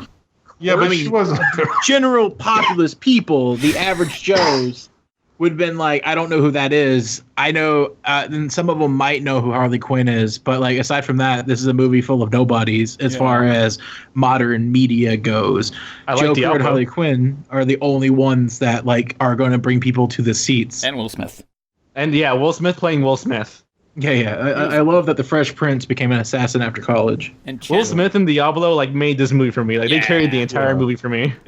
Which that final scene with Diablo was just like, what the fuck happened? But okay, I'll go with it. That was one of the many problems with that movie. Is the villain doesn't fit the gritty style of the Suicide Squad to have like a Green Lantern villain. It turned into a Power Rangers movie. Yeah, they weren't consistent. That's the movie's biggest problem. It is like watching a bunch of different styles of movies fuck each other, and you're trying to figure out what's going on. Worst cinematic orgy ever. Like it just, the villains just felt no, the worst so cinematic orgy ever is Food Fight. Oh. No, that's the best cinematic orgy. What are you talking about? Yeah, the best orgy is the ones that are sloppy, and this was sloppy, but in editing wise. Yeah. Well, the biggest problem with Suicide Squad, I think that hurts it the most, is that like it has so much potential. Because Harley's great, or Harley Quinn's great. Will Smith's great. Diablo is great. Like all the characters work really. I mean, there's even a guy named fucking Captain Boomerang. But like it's just not. Oh, and that guy that can climb anything. Remember that for 2 seconds? Yeah, that was so funny. Like who's he? He can climb anything. But if they had like a decent plot, it would be great. But you want it to be good because you actually like the main character, sans Joker. Yeah. Yeah, I mean, like they were hyping up Joker for the longest time. Like you thought he was going to be a major part of the film, and he was really there for 10 minutes. And apparently, they cut out most of his stuff. I heard about that too. Like Jared Leto was like pissed off because they cut off so much Joker stuff. I don't know how much so much means, but yeah, there was like apparently a lot of Joker footage just cut out from the movie. I remember this joke post on Tumblr. It just said like, what if Suicide Squad happens and there's all this hype for the Joker and everything, and the Joker isn't even in the film. Not even Jared Leto knew that, or the audience. He wasn't there, and that sort of came true. Yeah. It was all a joke. To be honest, it's such a shitty Joker. I'm kind of okay with it. Yeah, it was when I was watching. After I finished, I was like, oh, I hope they didn't sign him to a multi-picture deal because I do not want to see him in another movie. Like if that was it, I would be more fine with it. He had more screen time in the Rick Ross Skrillex video. Yeah, they made a fucking music video with Rick Ross and Skrillex, and it includes the Joker in there just standing around. But everyone else in that movie, like Deadshot, Harley Quinn, even like Killer Croc, I would love to see in another DC movie. Yeah. But I didn't feel that way about the Joker. But they did do a good job of adding some sort of like connective cinematic universe tissue with the Batman scenes, at least. And even though it's actually not called a cinematic universe, it's called the extended universe, apparently is the official term. Ooh. Yeah. Yeah. Which is kind of cool, like just seeing Batman there. I'm like, oh shit, this is happening. Oh shit. It's cool, but it's also damaging the reality of the situation. Like the fact that Batman and Flash are both proven to be in this universe, and they don't fucking do anything about the Enchantress. Hey, they got their own things going on. That was a huge problem. I mean, you could say that about every superhero. You could say that about every superhero story, you know? But I think this one, because it's the bad guys and they made it out like they like had to do it. I mean, did you see that video of that girl doing that skit where it's like pitching the Suicide Squad? Oh yeah. That was like that's kind of all everyone's feelings about it. I think Yeah. It's like you're friends with Batman. What? Why don't you? I'll link to it below. I mean, what they should have done is made it the mission be something that Batman couldn't be accountable for. Yeah, I mean, because the whole point That's kind of what the Suicide Squad is. Yeah, they're supposed to be doing missions that are illegal and underhanded, and saving the world isn't exactly underhanded at all. They gotta fucking do that. It's like they picked the wrong mission. It's the problem with like Maleficent had the same problem where it's a movie about a villain, but it's basically a normal kind of blockbuster movie, and the person you understand as the villain is the good guy. And that's super boring. Like, why not come up with a different way to tell your story than, I don't know. And here, I don't even know why the Suicide Squad are on this mission. Like, they're not even utilized. Like, if those enemies with, like, all those eyes could be headshotted easily, why not just, like, a regular team of military people? Yeah. Well, why is Harley Quinn in this team? I didn't realize they were saving someone. I didn't realize they were going after the person. Like, I thought they originally, when they dropped them off, they were supposed to go tag Enchantress. And I just thought it was really weird that none of them knew what was going on. Yeah. Like, the thing is, the movie would have worked better if they at least had one mission before a big one, where, like, we got to see them interact with each other going through, like, a heist or getting some kind of military plans from a different base, you know? Mm-hmm. Like, just to see how the status quo of the team. And then you have this thing where the bad guy shows up, takes out the heroes, and now they have a last resort is to use this team they just created. I think that would have been a better narrative. I do hear people say the animated Justice League, Assault on Arkham movie, which features the Suicide Squad, is a better film. So I guess look into that. That's savage. But yeah, I felt like the movie was just very confusing because they just include characters like what was the mission again, and also they just Katana shows up out of nowhere, and it's like, was she a criminal or what's going on with her? God, that's what I hated at the end when she's like Harley's like wheeling down, and there's like a katana like right there, the soul stealing katana just happens to be right there, and then Enchantress not doing anything about it, and swipe, you lose. Yeah, Katana was only there just because hey, we need that sword. Yeah, screw the intro. She doesn't need an intro. She'll just be on the helicopter. I mean, I guess every DC movie from now on, like, I guess we're just gonna have like some mishmash, broken ass theatrical film, and we had to buy the actual movie when it's like the ultimate edition on Blu-ray, the 3-hour cut. Oh, apparently this is the only cut with this one. No, fuck. I just have come to not expect to see a good DC movie from the it's like I expect to see unevenness. Like when I was watching Suicide Squad, I enjoyed it more because I realized like, oh, this is what DC is now. Okay, I'll just accept it because it's like how I expect good movies about character from Marvel. I expect shitty, uneven corporate corporate fuck. I'll just end it at that. That's just what I should expect from DC because like why they've made 3 movies like. Come on. And Man of Steel was the best. Oh, DC. One of my favorite reviewers. That's depressingly true. Oh my god. One of my favorite reviewers actually, in his review for Suicide Squad, said he's going to stop watching DC movies. Or at least in this universe. He's only going to watch them if someone pays for the ticket or once they're on DVD.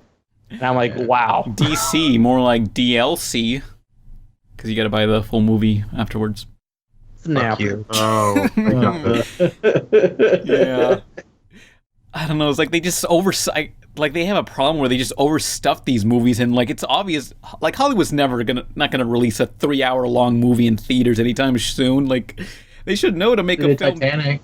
Okay, well, not everything is Titanic. Yeah, but like, damn, like was Titanic 3 hours? I don't know. It was it was long enough that it had to be on 2 VHS. Yeah, only 90s kids remember that. Damn, that was a good movie. All right. Oh yeah, but damn, Katana looked cool. Like, I mean, I almost had like, okay, at the mall, there's this other store called Box Lunch or something, where it's like a special version of Hot Topic, like where they give their money to charity, and also their store actually has lights and space to move around in, and like hardwood floor. It looks a lot nicer, and they have like the katana jacket. It's like, ooh, I want this, even though that character didn't do shit. Huh? Do I want this now? I don't know. It's like, what do I do? It just looks cool. Fuck everything. It's like cool things you wish were in a better film, but they're not. Cool things you wish you would have more pride in wearing. Yeah. Oh, but 3 hours and 15 minutes. That's how long Titanic was. That went by quick. But is that all for Suicide Squad? I think so. I hope so. Okay, so this is the end of the podcast. Be sure to stick around for the after Emily song so we can hear the disturbing cut version where we make a bunch of suicide jokes in regards to Suicide Squad. I'm Pan Pizza. Who are you people? It's gonna be the extended Zack Snyder cut of Pizza Party. Yay. We'll see you there. I was Jim. See ya. Nolan. Rest in pizzas. I'm BlameItOnJorge. See you. Bye. And I'm Pep. Next video is gonna be Coconut Fred. Goodbye. Next video is gonna be the Shrek Xbox game. Goodbye, every pony. Bye. Play us out, Emily and Stephanie. Okay. Holy fucking shit. What the fuck? Dude, you alright, man?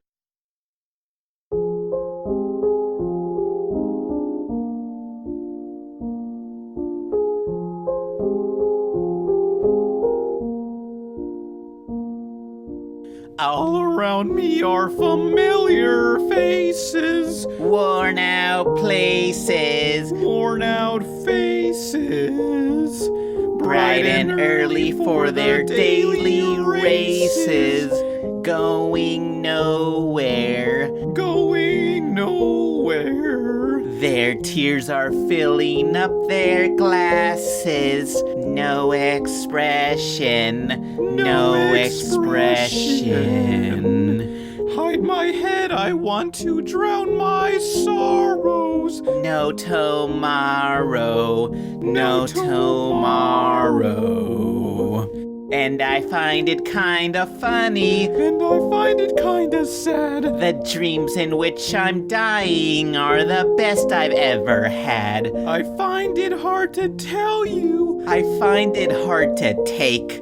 When people run in circles, it's a very, very mad world.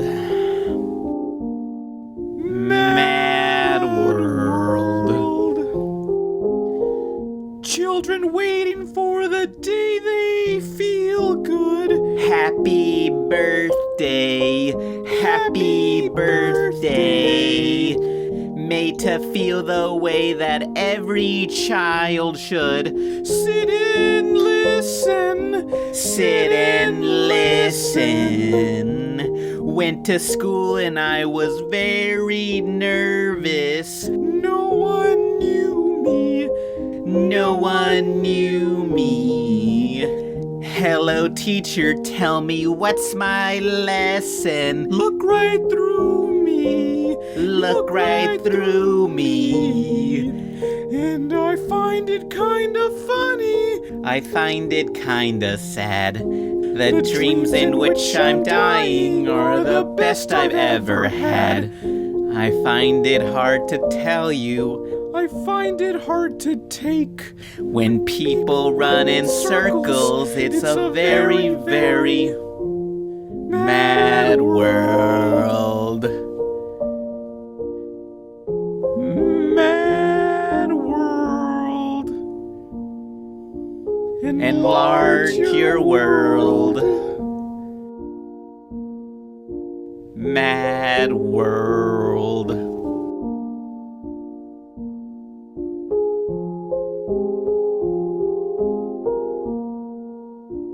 I'm very disappointed the taglines didn't say Suicide Squad, commit this September.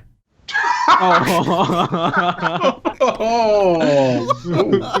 Jesus, man. It could be like, if you commit, it'll blow you away. Or like they have like suicide hotline, like you call up and like, yeah, thanks for calling us today. Be sure to watch Suicide Squad this August. I forgot where I saw this, but it was I don't know, but it was like the real Suicide Squad, and it showed pictures like Kurt Cobain, and like all these other celebrities that like. No, I want to write I want to make a documentary about Jonestown and call it the original Suicide Squad. Oh. Oh man, Jonestown, Christine Chubbuck, Kurt Cobain, the ultimate MCU crossover movie. Oh god, damn! This is the worst podcast. This is welcome. The darkest one. Darkest sketch. I came here for laughs, not for feels. Maybe they should include like promotion, like include like a Tic Tacs or something of just pills for Suicide Squad, and just tells you how many can you chuck down. This summer, overdose on Suicide Squad. They should be sponsored. They should be sponsored by Clorox. No, it could be like this summer. Cut it out. Hang with the squad. Oh, fuck! Could be this summer. Shoot yourself on your parents' lawn. Then see Suicide.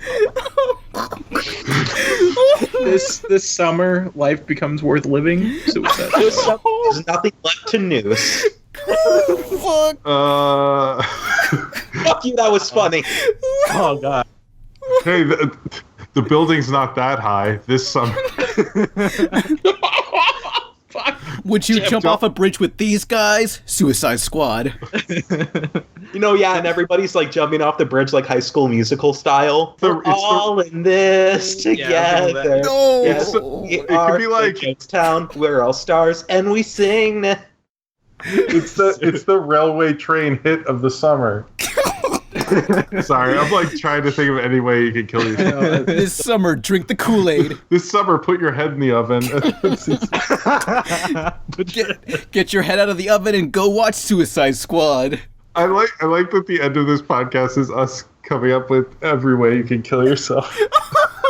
This is horrible. This summer, steal yourself in your apartment and turn the gas on. This summer, put that bleach down and watch Suicide Squad. This started as puns, and now I'm just describing suicide. The sleeper head of the summer. Suicide Squad.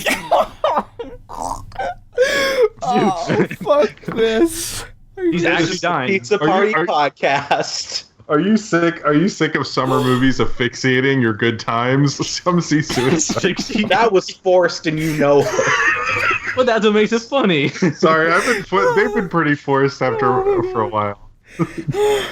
Brought to you by Clorox. Jump into the highway, and that's okay. Sorry. Breathtaking Suicide Squad. Oh, that was good. I like that one. The cat's out of the bag, and the bag is on my head. Turn blue from excitement. I thought that was a tagline for a Smurf movie. Nothing. No. I can't laugh anymore.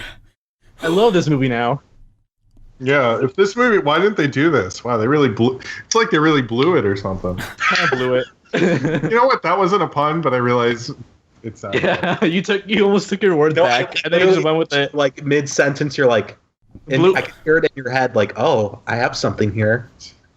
Okay, I apologize to every single person I offended with that. No, I mean, granted, if you know someone who committed suicide, we most likely said the way they did it, so we apologize. Oh, no, that's horrible. No. I'm sorry. I'm legitimately like upset that we did that. Should we just have the after part of the show, like just leave it at the end, just like see how horrible like we are? After Emily sings. Yes. Pizza Party after dark. No one makes Emily it has to sing a song about suicide. Oh. Pizza Party after dark. Oh, she could sing the crawling in my. Hasn't she sung that one? Oh, what about I'm only happy when it rains. Oh, there we go. There we go. Mad World. God, this is. No. Darkness, my old friend. Jeez. So, is this the end of the podcast? Pan Pizza. Possibly the end of our lives as we know it. Oh my god. I was also gonna mention there's a video on YouTube of a guy drinking bleach, and I love it. What the fuck?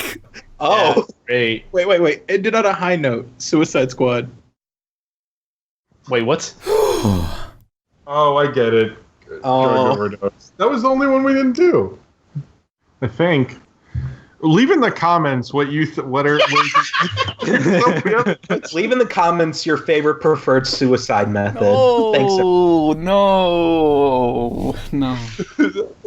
Drink some Kool-Aid with the Suicide Squad. Okay. Congratulations! This is the darkest sketch in television history. Darkest sketch, darkest sketch, darkest sketch.